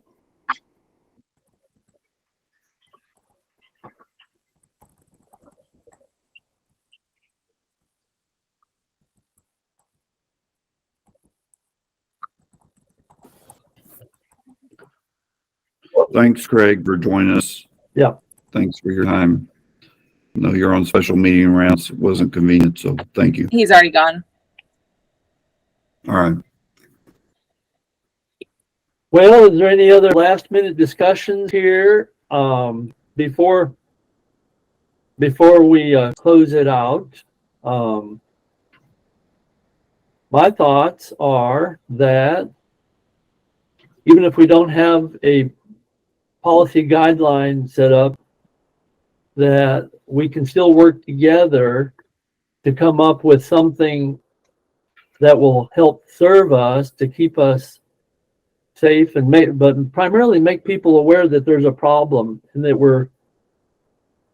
we ultimately we want our conventions, we want our homes, we want our meetings to be safe. And I don't think that there's any lack of that understanding amongst the workers. I think that they feel the same thing. It's just a matter of how we're going to go about it. So my thought is that we just continue to work with Craig and with the workers and with the elders and come up with something that we can, and the convention folks, that is something that we can all live with, that we feel like is going to be helpful, not just today, but for our children and our grandchildren. I don't think there's any doors shut, except for probably the fact that they don't want to have a major policy event going on. But that doesn't mean that just because that's not going to happen, that we can't come up with something. I mean, I think that little single one-page deal is a protector to all the meetings, and I would just like to expand it.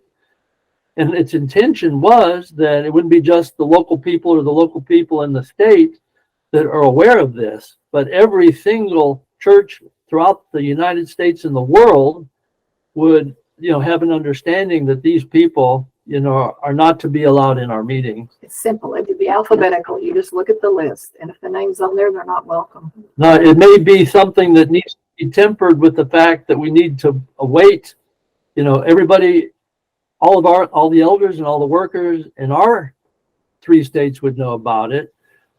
And then after a period of time, we would pass it on to other people, because we want to make sure that we give people the benefit of the doubt, and it's not something that doesn't need to be shared. But I think that we can come to a prayerful understanding of these people are not good, and we don't want them in our meetings. Anyway, I know we're going to come up. I think with something. Selkie's got her hand raised again. Yeah, again. No, I didn't mean it that way. Yeah. No, I was just going to say, I feel like there is a lot of soul searching and praying that probably needs to be done, and some decisions that need to be made. And I like to say sleep on it. It's been a long meeting and there has been a lot of disappointment. And so maybe our next step is that we get together as our ARMOOK tri-state team, and maybe we have a meeting and decide how we want to move forward. Maybe sometime later this week. So I don't know. I know that there's a lot of feelings happening right now, and I feel like a lot of people probably need to feel and process those before we get to a place of feeling like we can really solidly move forward in any specific direction. And it is very late this time, so I'm going to step out. Thank you, Selkie. Well said. Thank you. Yeah, I love you guys. We love you. All right. Well, I guess we'll close it down, folks. But this isn't the end of the discussion. We'll pick it up and we'll continue to work together to do the best job we can do. Thank you. Yeah.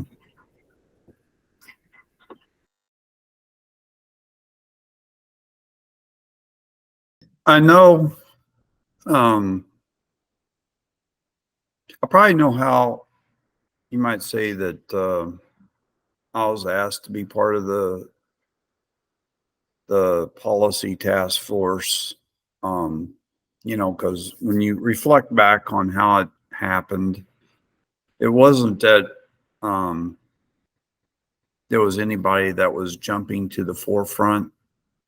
And I wouldn't even say that I was wanting to jump to the forefront. So I went back and I looked at my phone at the messages I was posting.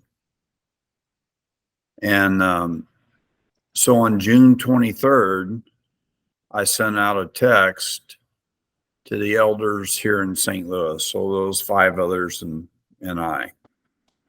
And I says, I think it would be good to meet Sunday evening and discuss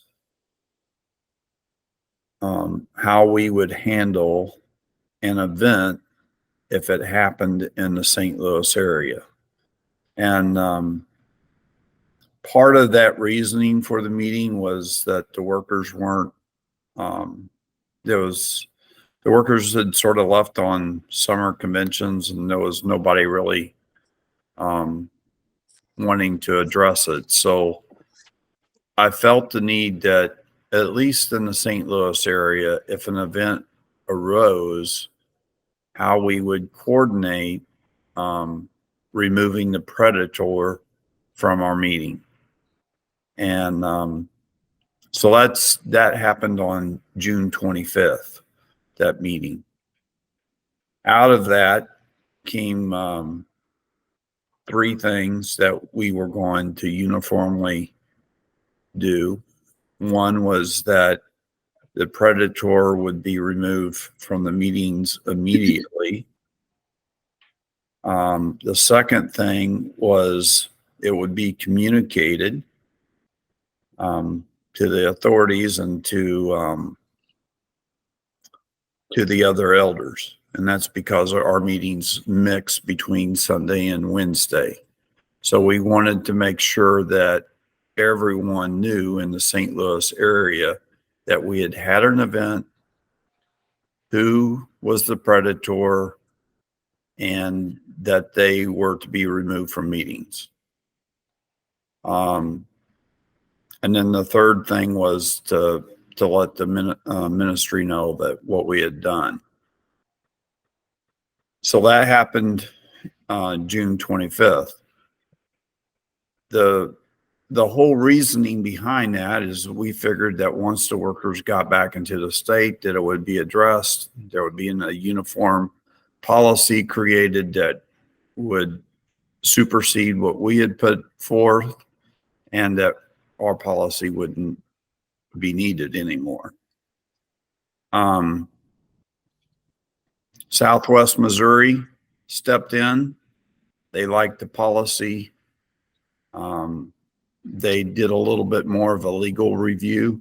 I can say that there was very little, you might say, review on ours other than what guided us in that meeting Sunday evening. So the Southwest Missouri policy was a lot more thought was put into it, a lot more effort. I believe it was released in late July. It might have been August. And very good thought was put into it. A lot of legal review was put into it. And I thought that would be adopted as the Missouri policy. Then we saw Clever being canceled. That was very discouraging. I actually sent a text to one of the workers of how disappointed I was that we could not remove predators from a convention. I also mentioned in that convention was not a place to play cat and mouse with a predator. And it's a place for us to listen to spiritual messages and how to apply it to our lives. The invite to join the Missouri Task Force, I believe Nadine Mead was the one that sent it to me, and that was on November 13th is when I joined. There was several couples from Oklahoma. There was Nadine and Calvin Mead from Missouri. Laura Bryan joined from Arkansas. I believe Sam Valerie also was on there initially. So then we had a meeting with the workers that seemed positive. But as far as when the talks began, I know it started on January 25th in St. Louis. It moved to Southwest Missouri. I know Calvin and Nadine Mead was trying to do something in mid-Missouri. They were sort of like an island. But then the task force working with the workers started September 13th. So that's how I believe it began as far as the tri-state area. I don't know if you all want to chime in on some other thoughts on how you individually came into you might say, the beginning of wanting to deal with the CSA-SA.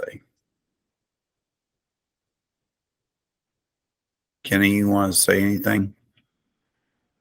Well, your memory of dates is a lot better than mine. I remember some of those tasks happening, but I had no idea the dates. And I can't really accurately say which point we became involved here on the Telegram group. I thought we were pretty early into it, but you've mentioned some things that took place before we were here. Mm-hmm. Some of the early conversations that I remember with Craig on the subject of talking about policy, some of his early statements really gave me a lot of hope that we were headed the right direction and we're going to accomplish. I remember one day when he said, I think everyone will have a policy. It'll either be one that the workers and the people have worked out together, or if that doesn't happen, then people will form their own policy. He said he was convinced that everyone would have a policy. I took that as a positive statement from him that he would work toward being in the former group of the workers and the people working it out together. Then one day he said he had read all of the proposed policies that he knew about, and he thought he liked the North Carolina policy the best. That was kind of along about the same time that we had decided we liked the North Carolina policy the best. So I thought that things were really cruising along pretty smoothly and headed toward being able to come to an agreement.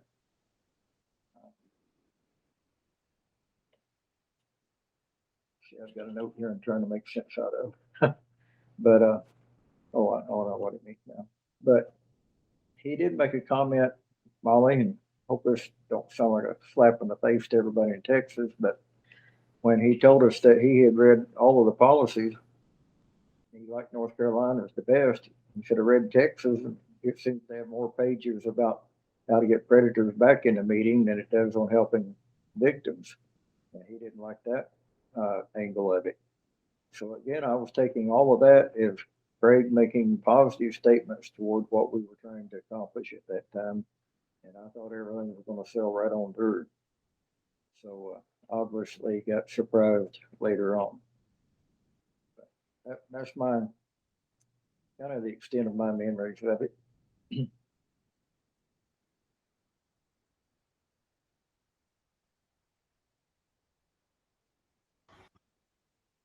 Yeah, I'll jump in. No offense taking Kenny at all. I feel like each area is trying to do their best, and definitely certain things rise to the top as being good policy. But I'll just say a little bit about, I'm from Missouri, but I don't live there anymore. I've actually been out of the state since 2012. But my folks are in Southwest Missouri, and I feel like I can say this, maybe Kenny doesn't feel comfortable saying this about him and his wife Anna Marie, but when they were organizing that church meeting in Southwest Missouri, I remember getting calls and just the time and the diligence that went into that to make sure it was a safe place, that the people who needed to be there were there, that everyone got the invite, that there was consideration of what was happening around the country. Like all of those things went into it. And then when the task force group came, they really took the lead in also making sure there was a mission and a vision. Like it wasn't something that was just thrown together without care. It was, who are we? We're a group of people who love one another, and we have a love of Christ. And what does that mean when we're trying to make our church a safe place? And so it was just like, even those pieces, I felt like this group really came with the thought of just wanting to make a safe place and having that be the forefront, even to the extent of like making sure everyone in the meeting was on the same page, and this is what we need, this is where we're going. And so that just was really impressive to me for this group that was trying to pull policy together. And then just a little piece, I worked on the Faith Church Task Force this summer, and it had folks from North Carolina. So I was well aware of their policies in Colorado, and some folks from Minnesota, from Oregon. So it was really a group from all over the country. And I'm not a policy expert. It was really a group of us who aren't policy experts who were trying to put in research to figure out what are good policy elements across other faith-based groups, and also like service groups. We looked at the Boy Scouts and the Girl Scouts. And so that was another thing brought in with this policy group early on. Everyone had that document. I think it was Ted, or no, it wasn't Ted. It was Dan maybe, who brought it. And like not even connected to me, he brought it and he had seen it and wanted to be sure that guided some of that too. And so yeah, just I think from an outside perspective, from a different state looking in on the work that was done here, it was very thoughtful. I think that was my key takeaway. It's a group of people who love their church really, and the people in it, and brought so much care and thought, wanting to try to make it safer. For me, I really I haven't been professing for a long time, and I haven't lived in Missouri, Oklahoma, or Arkansas for a long time. But my parents, Gaby and Liesl Townsend, own the former Clever Convention grounds, I guess, at this point. You know, like, I was on the phone with my parents, I believe, 2 days after the Dean Brewer letter broke. And I think you guys were having special meetings there the following week, and I was trying to get information passed out. And at that point, it was like, well, we won't do anything unless the workers tell us that we can't, unless we get worker approval. So I was not involved in a lot of like the meetings and things like that you all were having. And I was having a lot of conversations with my parents one-on-one about what was going on and about what they needed to see to feel like they could have a safe convention. So after I was like talking to my parents about that stuff, they mentioned that you all had formed this task force to work on policy. And I think at that point, my parents didn't have a lot of hope that a policy would come through, just because of our experiences in those conversations. But my mom was like, Selkie, you need to be in this group. You should join. And I said, well, I don't feel like I have a place there. I'm not professing. I don't live there. I know almost everybody in this group, and I don't feel like I have a place there. And she was like, you should really be there.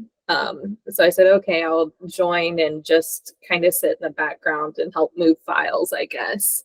And then as things went along, I feel like I got to know a lot of you for the first time. I got to know a lot of you again, like in a completely different context, in a new way. And one of the things they kept feeling just in my heart over and over and over again is I could almost feel you all wanting to ask the questions and wanting to push back and be really brave. And also, like, this is your overseer. This is your overseer who has the ability to say, cool, you don't have a meeting anymore. And so I kept feeling in my heart, like, Selkie, you need to be a little bit more vocal here, because you don't have anything to lose. Craig can't do anything to you. So in terms of like how I came to be on the task force, it was kind of awkward. I think joining, I didn't feel like I belonged.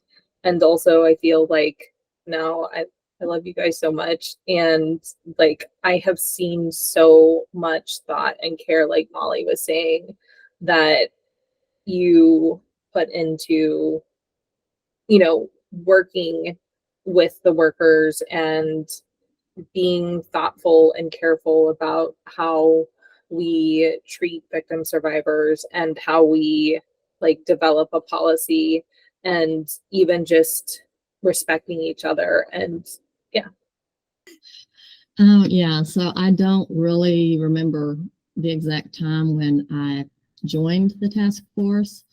I do, I did feel like here in Arkansas that we weren't at the hot seat, in the hot seat of everything that was going on. We knew meetings were being held in Missouri, but we felt like we were down here in Arkansas. We weren't really a part of that until there were some things that did happen and made it very real for us. And that's about the time that we joined the task force. And yeah, there were people on the task force that I didn't know even, but have really been thankful for their help. When I did join the task force and we started working with the workers, I really felt, I felt hopeful, excited that things were going in the right direction. That's what I felt. Talking on the Zoom calls with Craig, it felt like it was going in that direction. Policy was being talked about. And then in later meetings, Zoom meetings, it started feeling a little, I don't want to say less hopeful, but I guess that's what it was. It didn't feel as solid as it once did. Just the tone, and not the tone of those on the task force, but it was the tone from the workers that started feeling like it wasn't important to them, perhaps. I don't know the best word for that, but that's what it felt like. And then on the that last Zoom meeting that we had, that was very discouraging. To know that so many people had put in so much time and effort into making things work just to for it to be dropped. And then Craig did say something that surprised me on that Zoom call. He said, you know, this task force, and this isn't word for word. He said, this task force, I thought that there would be pro-policy and anti-policy people on the task force. And my thought was, do you know how hard it is to get people on this task force to actually work with the workers to make something happen when most of the people didn't even want to look at what was happening? That was discouraging to me. And another thought I had when he said that is the workers are the ones that are the anti-policy on this group. And that's what I felt. We've had a skeleton of a policy put out by Craig. It's nowhere near what it needs to be. I think we tried to touch on that with him in that last meeting, and I felt like it fell on deaf ears. Being on this side of the fellowship, when we have workers that we don't even know come into our homes and we welcome them there. We have friends that go all over for work, for vacation, and they're in meetings in people's homes all across the nation. When we have that happening, there has to be more than just a slap on the wrist. And that's what I felt like Craig's guidelines were. I don't know. That was my feeling. Laura, I have a question for you based on what you said. And hopefully I can string a few things together if they're right in my memory. So I know that there was a group working on a communication team. And I think to your point about people on the task force, in order to feel the need, like just to tie it back to personal, like what I know and feel for myself, I was immediately abhorred by what happened with Dean. And I went to my workers March and met with them. I went back and looked at my calendar. I met with them April 8th.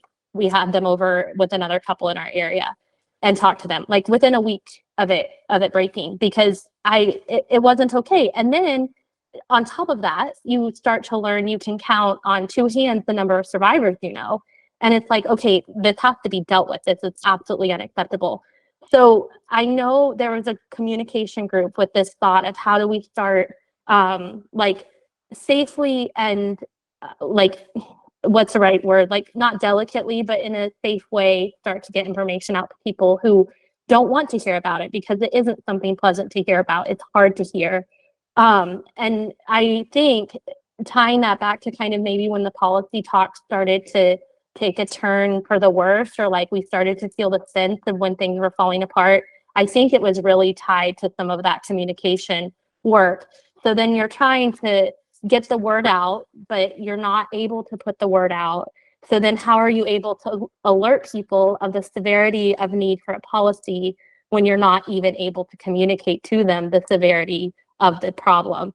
So I wonder, I wasn't in any of those communication pieces. I just kind of heard like milestone by milestone how it was unfolding. I wonder if maybe you could talk a little bit about that piece of it. Hopefully that was clear and my memory served. Yes, so we did have a newsletter task force, if you will. North Carolina had put out a newsletter that really covered everything that needed to be said. And so we did consider just taking that and distributing it. There was pushback. There were 3 of the workers on our staff on that task force, and there was pushback from them as far as putting that out. So we said, okay, we'll take it and we'll kind of make it our own, and maybe that will work. And there was still pushback, and yeah, we got an email from Jennifer saying no, she couldn't be a part of this. She could not conscious of her conscience be a part of putting that out. She felt like it would be too much for people, even victims, to hear that. And we were of the thought, well, we don't have, you can put it out in a way that if somebody wants to read it, they can read it. But if not, then, they don't have to read it.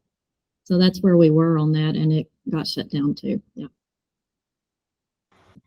Yeah, I just wanted to tag on to that because that, Molly, you are right. That was absolutely kind of, that was the writing on the wall moment. I feel like for a lot of things, my experience of that was I don't know, the rest of you guys were kind of in these bigger meetings too. My experience of it was that we had all agreed that yes, we are going to have this newsletter team and we're going to get this information out. And so we're going to form this smaller breakaway comms team to set deadlines and figure out what's going to go in those. And my memory of it was that it was 2-3 weeks and pulling or just trying to pull things along to okay, so when are these deadlines going to be? And then it was well, the deadline's going to be in 2 months. And it's this is not a we can hang out for a couple months and still have conversations situation.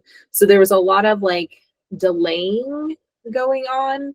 And that was, for me, it wasn't the first experience of it, but in terms of our task force, it was our first experience of we all had a shared understanding that this thing was going to happen. We did the work to make the thing happen. And then at some point, the workers decided, no, it's not going to happen at all. So that was kind of like, I think for the task force, one of the first instances of going back on the agreement that was made, which of course is also what ended up happening with the policy. But it was like a very direct, like there were like 30 of us in a meeting where we all agreed that we were going to have the comms team and the newsletter go out. And then like 3 weeks later, it's like, we're not going to have any communication. So yeah, I almost like in some ways I remember being relieved because I remember being like, at least we know, like, at least there's honesty in this stance. And now we know how to move forward because we actually know where they stand versus the kind of placating and like, yeah, we'll do whatever you guys want to make you happy, but like, you can't really trust it. Yeah.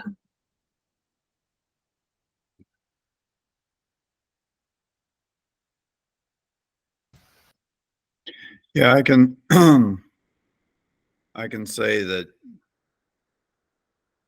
I was very optimistic. I was optimistic to the point where I believed that even on the last call that Craig was going to approve what I believed was either the Texas policy or the North Carolina policy. I spent a lot of effort on reviewing five different areas. It was, and Craig was the one that told me to research them. It was California, Arizona, Washington, Oregon, Southern Idaho, Colorado, Minnesota, Iowa, Texas, New Mexico, and the Quad State with North Carolina. And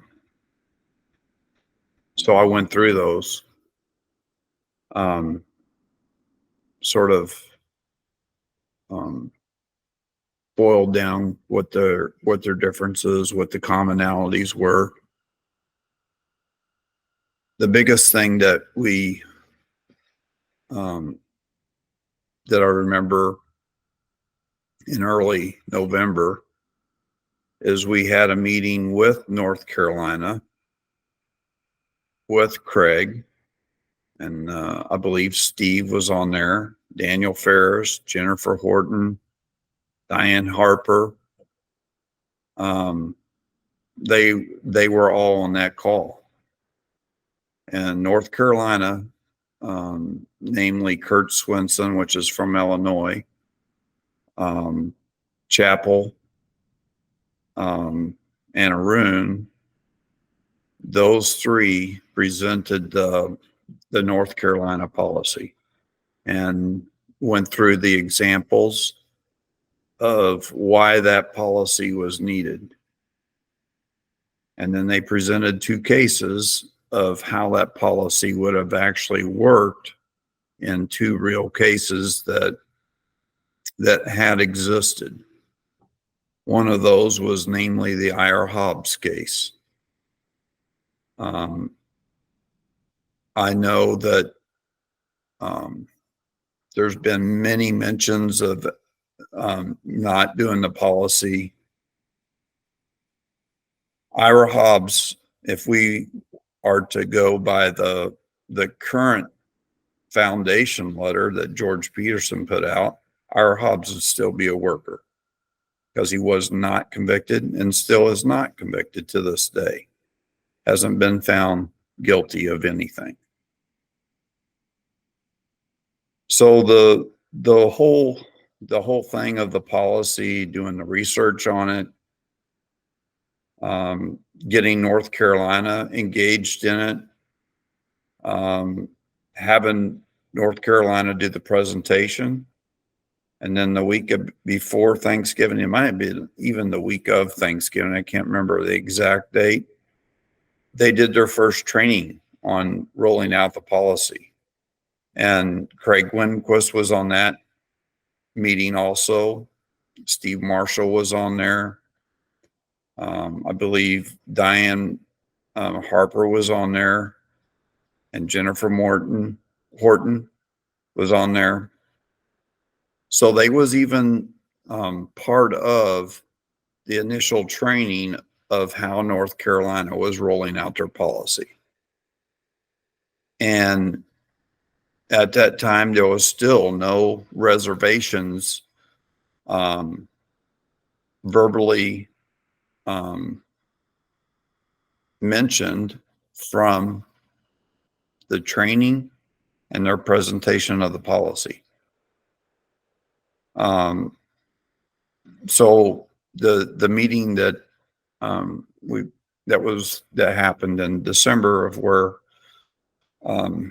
Craig was going to let us know his thoughts, there was only one thing that happened between Thanksgiving and that was the Tennessee special meetings that Craig went and attended.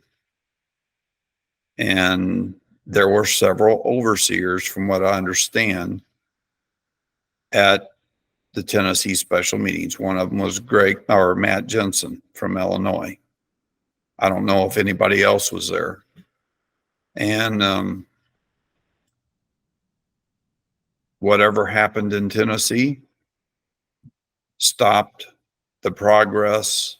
At the same time, within a week, our policy, Minnesota, Iowa, was stopped, and out west was stopped. And it was a very, you might say it was very coordinated on how the policies stopped. What did stay intact was Texas and North Carolina. Those tended to stay intact. I believe Texas rolled into educating the advocates part, or the deacons and advocates, I believe is the term. So they started into their training program, but those were the only two areas that rolled out. Everybody else was stopped. I remember being very discouraged on that call. And I remember making a statement that I wasn't going to stand with Craig. I didn't agree with him not implementing a policy, and I think I told him I was going to implement the North Carolina policy for our meeting. And to me, that was a point when I knew that the ministry was no longer for the safety of our children, the safety of our women, the safety of our families. That was not in their mental thoughts at all. Now, I know Craig said that he loved our children and everything like that. You don't love your children by bringing predators into meetings. Those two actions do not coincide and bring peace and harmony. That was when I knew that the ministry was completely,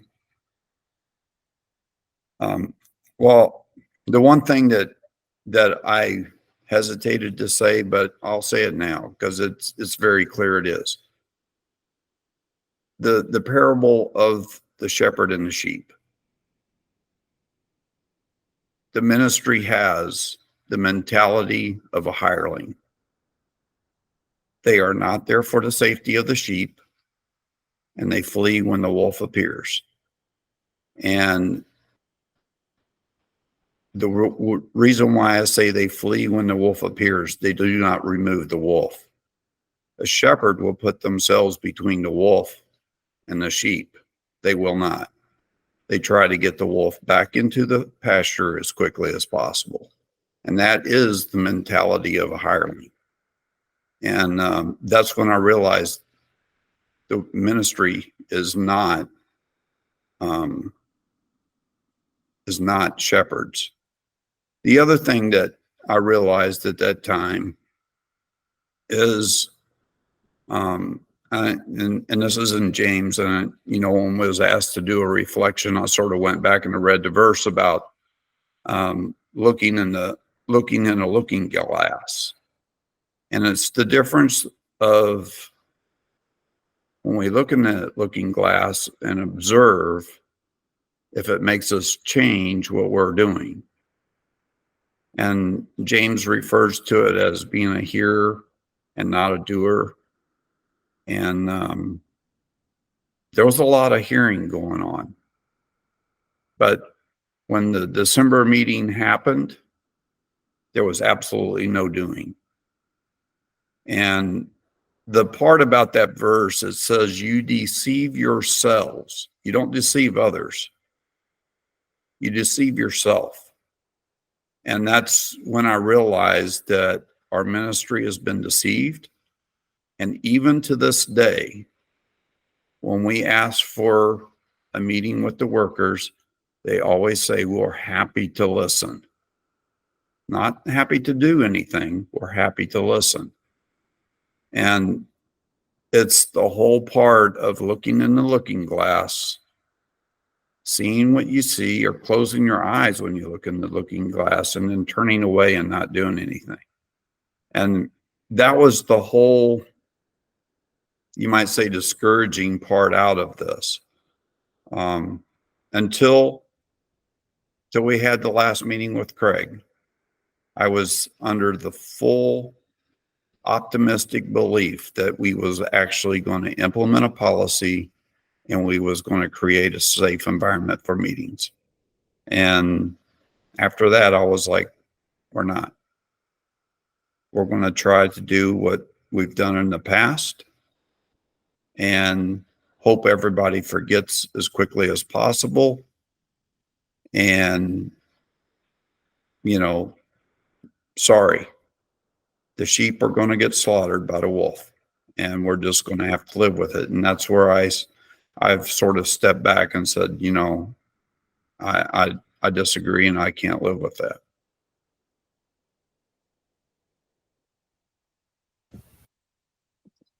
You know, you talk about the shepherd and the sheep and the wolves, and my takeaway from all this experience, and I could be very wrong, but this is just my own takeaway, was that it would seem like that the workers, by wanting to get the predators back into meeting, it would seem like they were of the thought that once you point the wolf out and get them back in the fold, into meeting where they belong, then their nature will change. That's what it felt like to me. And I know God can do miracles. I am not discounting that at all. But I don't think that the wolf has to be in the pasture to get a miracle done. That was my takeaway from it, though.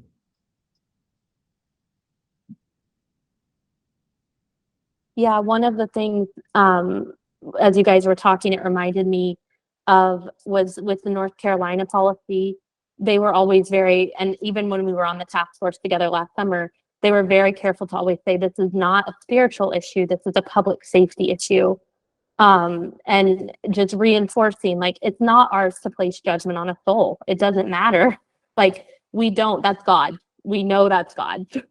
And so, but it is our responsibility to make sure that public safety is enforced and that the people around us, especially those who can't defend themselves, are protected. And so I just always really appreciated that distinction. And it makes it really clear, like, we don't have to pass judgment on someone spiritually, their soul, but we can take steps to make sure that safety is upheld. There was always a nice distinction. It's what it's what I thought of, Ted, when you were talking about that too. One of the things that came up for me, Ted and Laura, when you were both talking, was I went through this wild journey where when I joined the task force, I was like, oh boy, I don't have a lot of hope for this.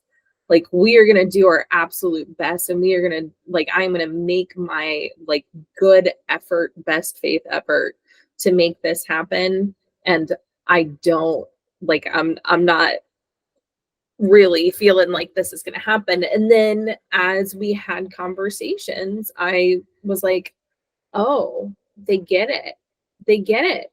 Like, I I remember hearing, or I think maybe reading a transcript. I actually think Kenny, your kiddo, took the notes for the transcript, maybe, in which Craig went into, I thought it was upsettingly and disturbingly graphic detail about how a CSA perp is liable to relapse in a setting with children. And like, it stuck out to me because I was like, oh, wow, like, even I wouldn't have described it in that much detail. And also, I'm glad he understands how serious this is. So I went through this phase of like, okay, they're learning, they're growing, like, they see the severity of this issue. There's no more, oh, well, don't look, it didn't happen. Like, because how can, especially just thinking back on that description, like, how can you say that out loud? This is what happens. And I'm not repeating it because it was upsetting, and also I don't know how confidential that conversation was, but or how comfortable the other people in that conversation would be with me repeating it. But like, how can you go from such a just, like, it hurt to read, it made me sick to my stomach to read those words, to say them out loud, and to have remembered them means that there is a level of understanding of this is how dangerous this is. So to have that level of this understanding, and then to go back to, we don't really need a policy, is something that is really difficult for me to understand. It's really, really difficult because, I have empathy for people who don't understand, who haven't been educated. But at this point, there has been enough of an understanding that there are choices being made that just don't make sense. They don't make sense.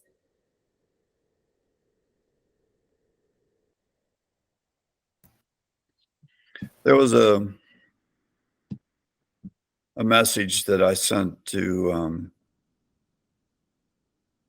one of the ladies. They was trying to understand a letter that was written by an overseer, and they just could not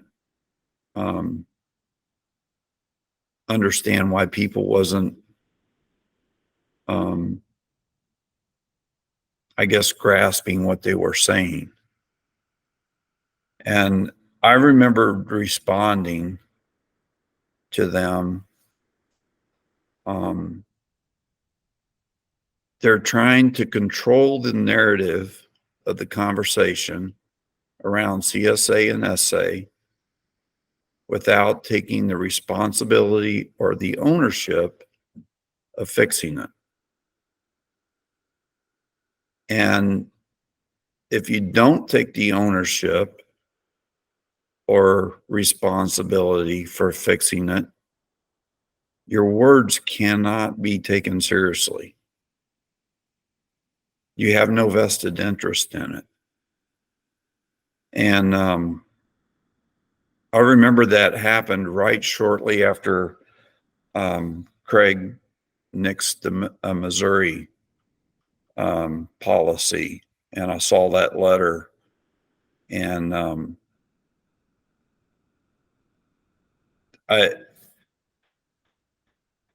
there's a lot of things that I do in life that have nothing to do with spiritual outcomes. But it is, as Molly was referring to, it's a safety policy. There's safety fixes that we're doing all the time.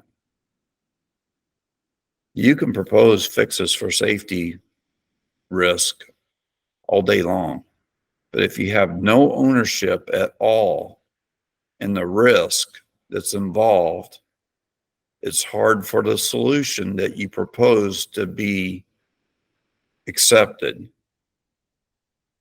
But once you own the risk, once you own the problem, and you recognize it's on my head, then the proposed solution can now gain traction and the risk can be removed or minimized. And throughout this whole process, that was one of the things when I look back on it, was the lack of ownership. I remember, that was one of the first things that drew me into the June meeting here at the Elders, is we have a responsibility to provide a safe meeting place for worship. That's our responsibility. I truly believed that. I believed that we was, you might say, selected to be an elder because of that we could provide a place where there would be reverence and we could worship. And I believed it was also a place for safety. And then I realized that safety was just a thought of mine. It was never intended to be as part of the meeting. And that has been one of the things that was so hard to, you might say, in December, when you might say the wheels fell off the car, is just realizing what a pile of junk we had when, I thought we was driving in a halfway decent fellowship. And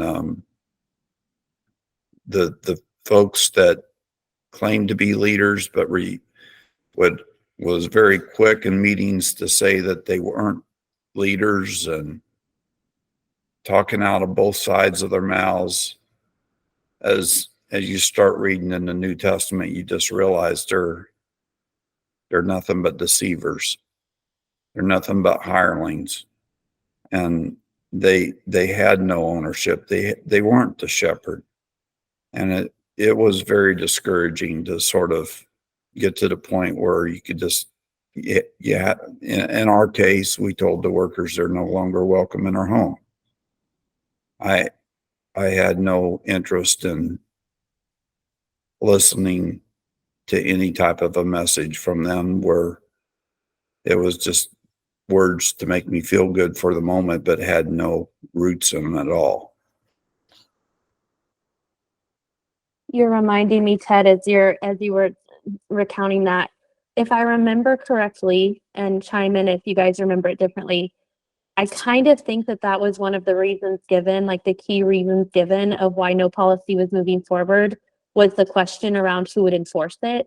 I think it was Craig. I think he said, like, what's the point of having a policy if there's no one to enforce it? And I'm like, ooh, that's not the order. We say a policy is needed. How are we going to enforce it? And like, it's probably going to open up questions that we've never had to consider before because we don't have that role right now. But that's never a reason to just say we're not going to do this because we can't do it. You say, okay, how do we figure out how to do this? So I think that ties in really closely with what you were saying around like willingness to actually do something. I feel like they kind of fell back on, we don't have the bandwidth to enforce this, so why do we even have a policy? Which I don't think, I think my eyes, I don't know if I was on camera, I think my eyes were really big. Molly, you kind of hit again on something that I've been like, has been coming up for me in this conversation. It's less policy related, more like trauma informed, but very linked, I think. I'm doing a trauma informed training. It's a 9-month training that I'm doing And one of the things that we've been talking about recently is growth mindset versus fixed mindset.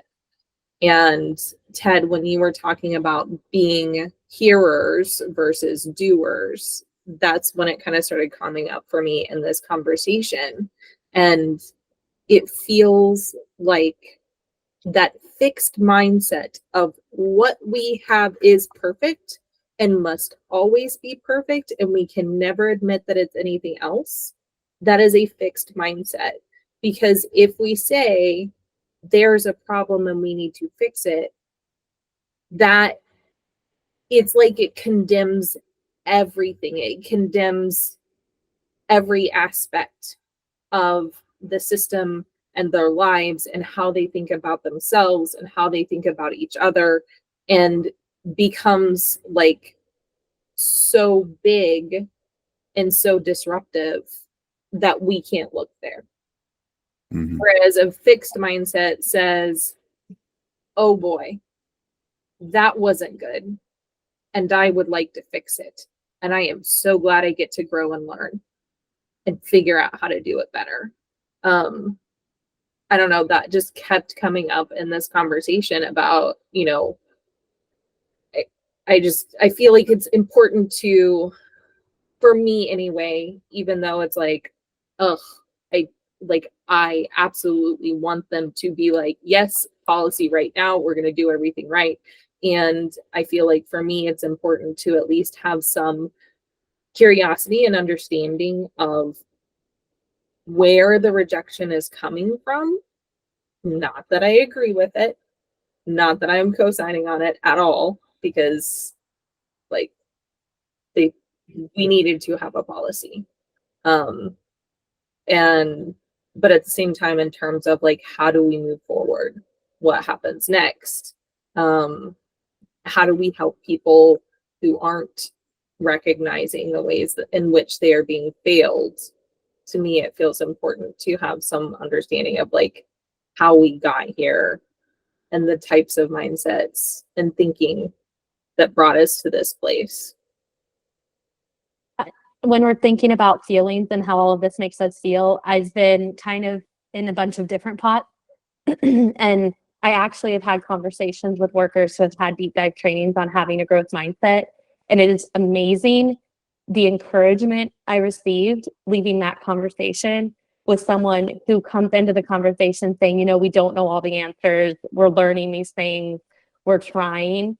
And it's not perfect. Like, that's what it means to continuously improve, to make sure that like we don't just meet one benchmark and think that we're there and we're perfect. And so just like from a feeling standpoint of like looking back over the last year, it's amazing the difference that I have felt in levels of encouragement. Just having some of those, like meeting a worker where they're at, understanding we're all flawed, understanding we have a lot to do, but we can work together. And I think we could get there to make improvement, versus the meetings where it's shut down because it's just not possible. This can't happen. Like, either it's not a problem or we can't fix the problem or whatever. It's very different levels of encouragement, for sure. Maybe encouragement versus discouragement would be the better way to say it. Something else that's worth mentioning here is whenever I was considering joining the task force,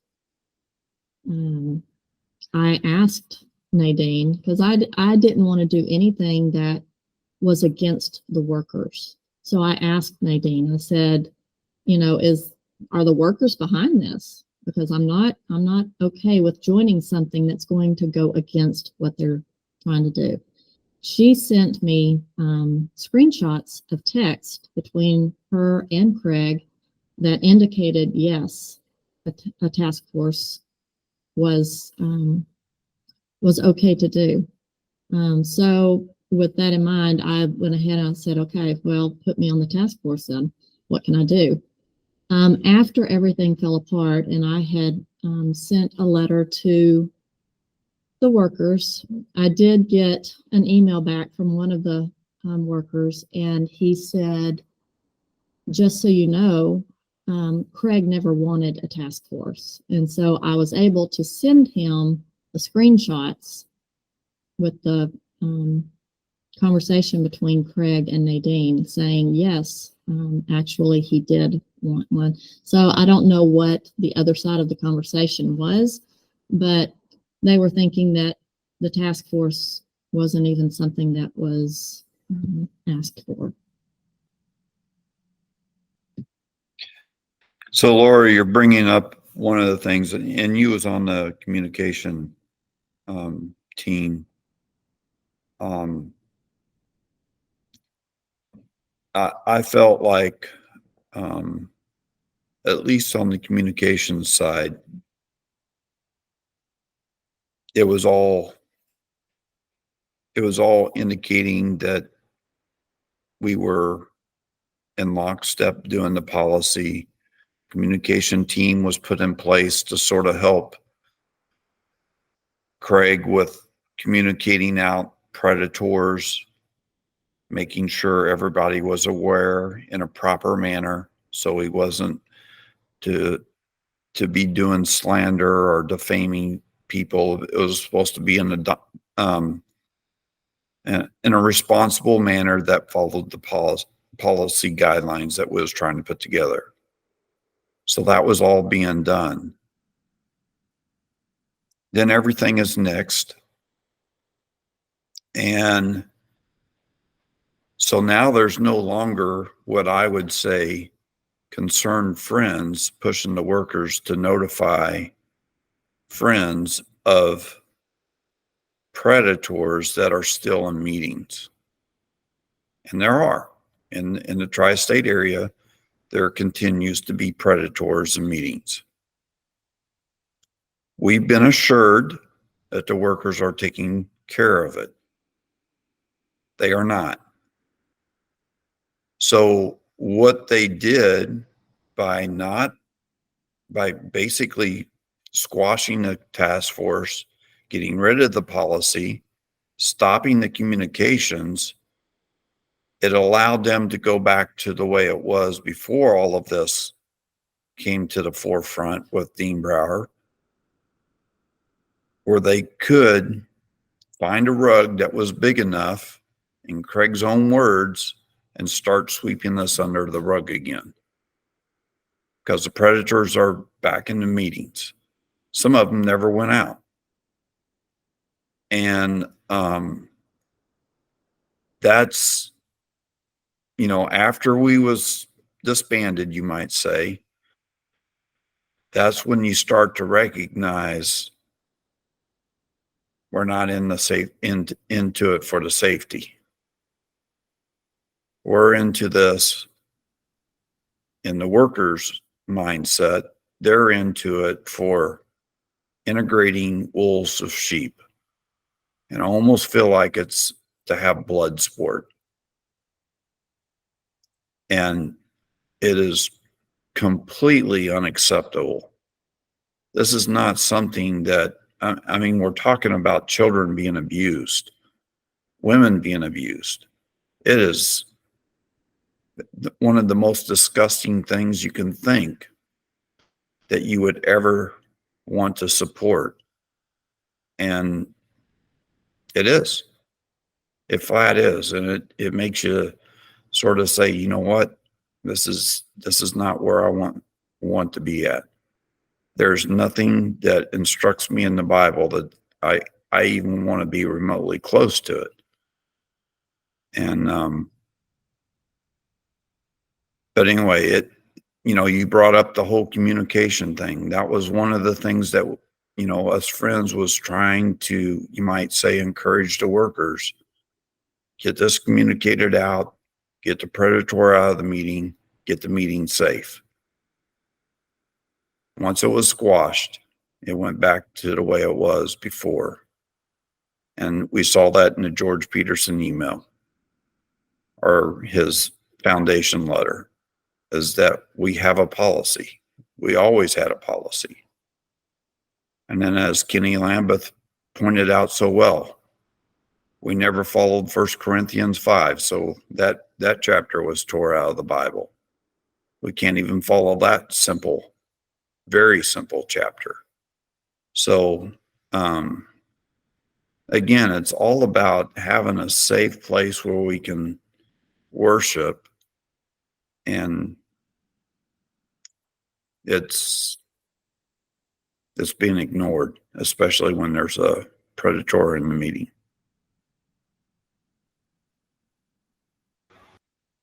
Yeah, Ted, you brought up the comms issue again, just like communicating with the friends, and y'all were all there, so you can correct me if I'm wrong, but I think it might have been Sam Valerie. I also remember asking this question, so I don't remember who got the response, but we asked, like, in that meeting where Craig nixed the policy, the question was, it must have been me because Sam must have asked it in a prior meeting. So it must have been me who said, you know, how is this any different? You're saying you understand the gravity of the situation. So how is not having a policy any different than it has always been? And one of the responses that I remember hearing, and then later reading the transcript of Craig saying basically, well, it's different this time because there's a level of awareness. There's a level of understanding now. There's a level of understanding of the friends. Everybody's well aware and understands the dangers, etc. And not 2 weeks later, my parents sent out an email essentially saying, like, Craig nixed the policy, therefore we will not be having any conventions. The choice to not have a policy resulted in us not having conventions, as we said it would.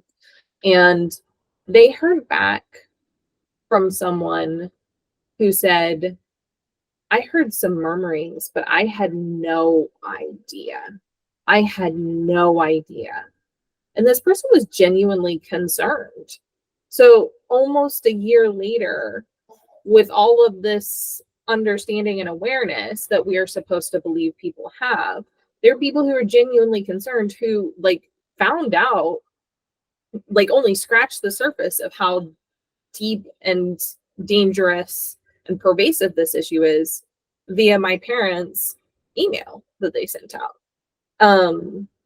So just like you were saying, of going back to business as usual, like, pretty sure we were explicitly told by Craig, you don't have to worry about business as usual because now everybody knows and now everybody understands. And then 2 weeks later, we got multiple confirmations that people do not understand, people are not aware. And it just goes right back to there's nothing different. Nothing different. Nothing has changed. For all the awareness that we were told people have, it's very clear that the awareness is only amongst those of us who have actively sought it out, who are working together and making efforts to educate ourselves.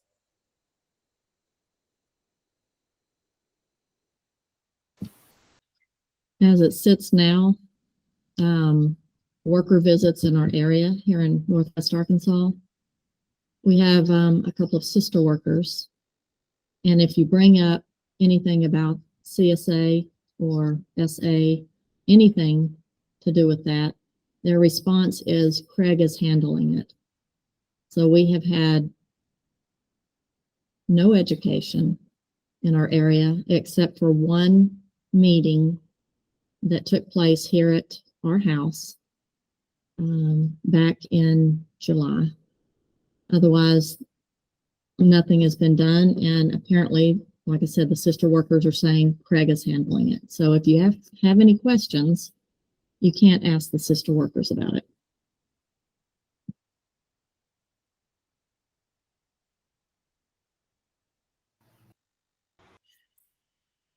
I think something that comes up for me just in you saying that like, we know that there is abuse within the work.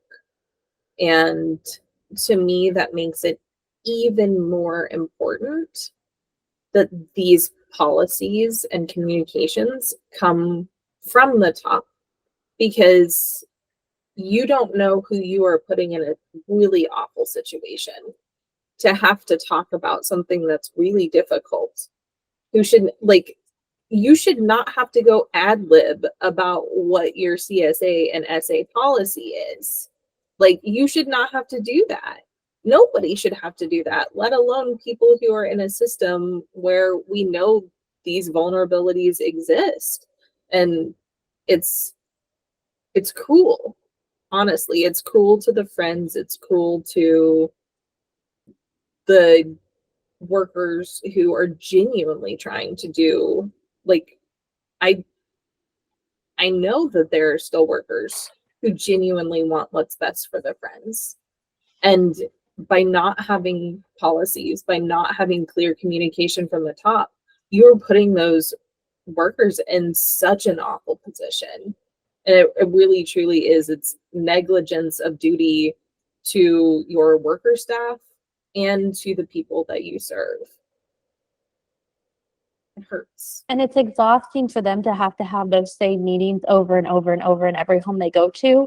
Where if you think about like an organizational policy, I was telling my mom early on, like, the reason I feel safe going into my workplace is because in the 70s, sexual harassment in policies became a big deal. Like, you were not allowed to sexually harass women.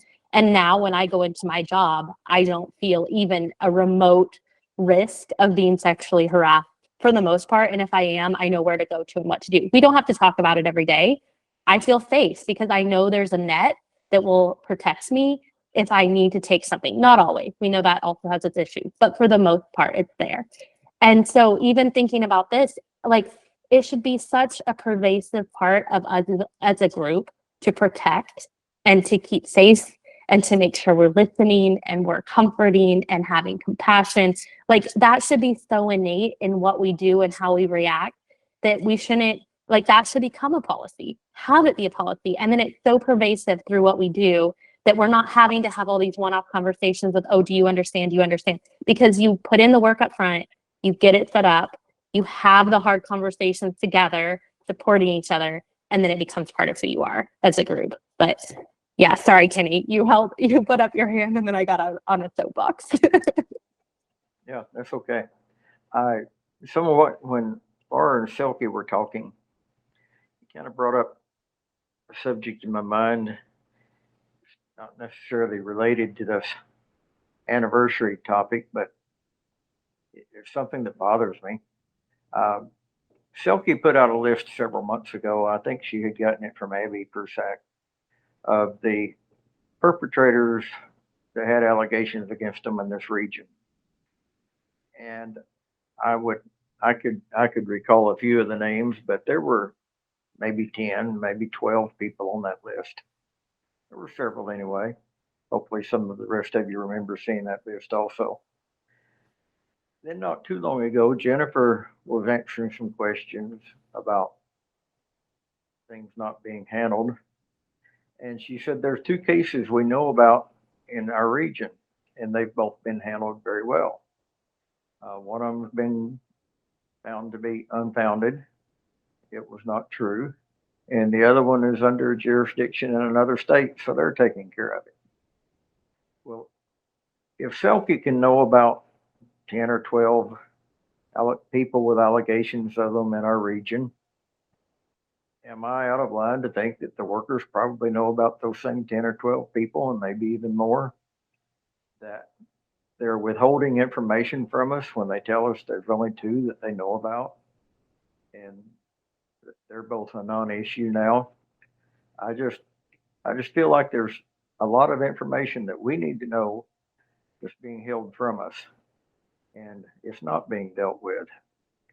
I know I'm speaking to the choir here, but those things are happening out there right under our nose, and they're pretending like they're being completely honest with us, completely open. So Kenny, I'm going to bring up the original Dean Brower letter. I reread it. Do you know how many predators it referred to in that letter? And it even put it in caps. only one. We're over 750 now of the ones that have been reported to what I would call the investigators. That's not the ones that's been reported to the workers that the workers refuse to share with us. That number is a lot higher. Exactly. And it's exactly what you're saying. That's, you know, I know Cynthia Lyles and her team of investigators shared the list with the workers, the overseers in June of last year, and they did nothing with it. The number that, or the letter that Silky sent out, we know there's more names on it. We know that even the names on it are not being removed from meetings. The only thing that I think is the workers are unaware that we have the list. And it's been shared with us so we can protect our meetings.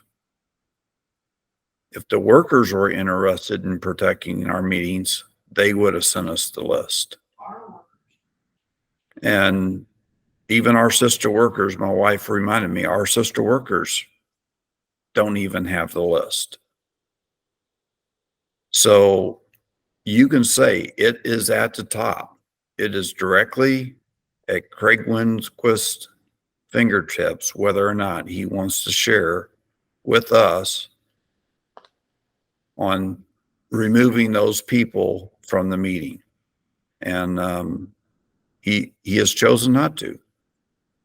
And he continues to let those people be, you might say, unidentified.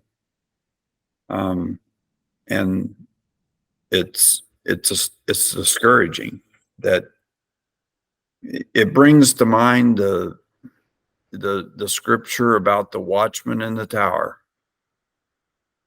The watchman, when he sees danger, it's on his head to sound the alarm. Once he sounds the alarm, it's now on the people that are responsible and reacting to the alarm. It's on their head on how they respond. The watchman in this case has not sounded the alarm. And, you know, we continue to hear that, you know, they should be ashamed for not trying to let us know who the predators are. And they know more than Cynthia knows.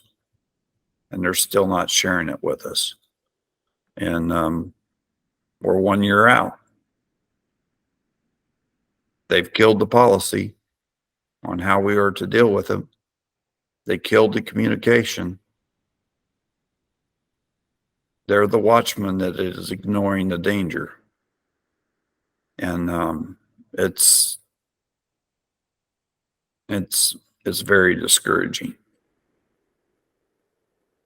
I get the feeling that they're in a ministry for the predators trying to rehabilitate them. And if the rest of us don't like it and decide to leave, that's just too bad. That's on us.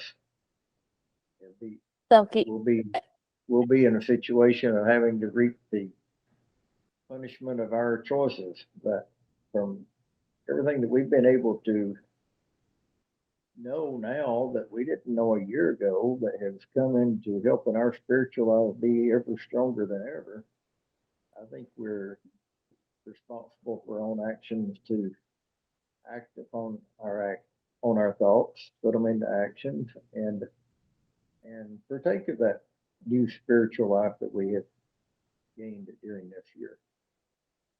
I don't know what all my steps are going to be yet. My mind changes every day what steps to take. But I think that we have a new vision to act upon, and I don't think the workers see that. I think they see anything we do, we'll reap punishment for it, but we're gonna reap the rewards for it. Sophie, I see your hand is up. I've got to log off because I have a call for school at 7:30. The one thing though, you guys mentioned like them wanting to keep predators. I don't think any of them would ever say that, but I think that they're just protecting this structure, that they're so ingrained in a structure that they will take all risk, all cost, whatever they have to do to protect this structure they think is right, which is like, because I don't think any of them, like if you had a one-off conversation with any of them, I think very, very few would say, oh yeah, we want someone who's a predator and needy, like point blank, we want them. It would be, no, we feel this is necessary for their soul and they have to be there for their salvation. And it's like, it's almost like twisted into a place of care, but really at the end of the day, it's just upholding the fact that they think people have to be in meeting to be safe. That's my big takeaway from the last year is I don't want to only have trust in the structure. You can cut all of that out, okay? But I appreciate you guys. Thank you. I'll see your names and notes more on Telegram later. Thank you, Molly. Bye all. Tell Anna Marie hi, Kenny. Okay, thank you, Molly. Yeah, bye. Yeah, so Molly actually got to something that was coming up for me because,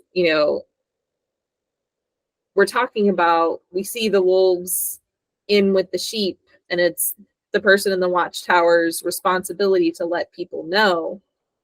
And my brain just kept going, yes. And if there is a major flaw in the fence or in the boundaries and protection around the sheep that all of the wolves keep coming in through, it's also the person in the watchtower's job to say, okay, here are the wolves that exist now, and how about we go fix this issue so we can make it safer for the sheep that are here, and so that we can make it more difficult for the wolves to get in. So they're failing on both of those points. They're not getting rid of the wolves. They're not creating the policies to prevent more from coming in. And I also agree with what Molly was just saying, that I think it feels like the root of that is if you stop people from coming to meetings and your belief system says you have to go to meetings in order to have a relationship with God, like there is a conflict there that they do not know how to reconcile without saying you don't have to come to meeting to have a relationship with God. And when you say that, then it becomes, oh wait, I don't have to come to meeting? Huh. Okay, that's not what I spent my whole life believing, or that's not what I've been hearing my whole life. Can you go ahead? A little parable in real life for me on the subject of keeping the wolves out and protecting the sheep from them is like Laura's family raises sheep and I raise sheep. And about 2 weeks ago, one of my guard dogs died suddenly. And I am any day starting to have new lambs. I've been having trouble with foxes the last 2 years. And as long as I've had guard dogs out with the sheep, I've never lost a lamb. Times that I haven't had guard dogs available, I would lose at least one a day for a while. And that really got my attention. So since this one died a couple weeks ago, this is the spring of the year on my farm. I've got a lot of tasks to do, but I've had them all on hold and searching for and located a couple of young guard dogs to bring in so that I'll have them ready to go. I should have new lamb, I don't know, maybe 20 or 30 new lambs on the ground next week. And I need them to be guarded. I need them to be protected. So I've been beefing up the fences, getting the guard dogs in, and we're on ready. And everything else got put on hold until I can get this done. I haven't seen that happen in our human flock, and it was really needed.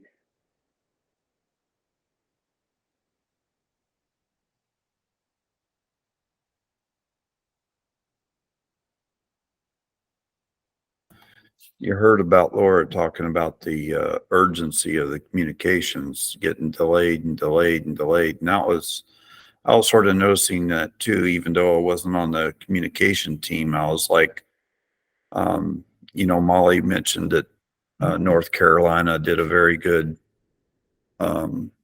point about this is a safety issue. This is not a salvation issue. And that's when it clicked with me that safety issues is something that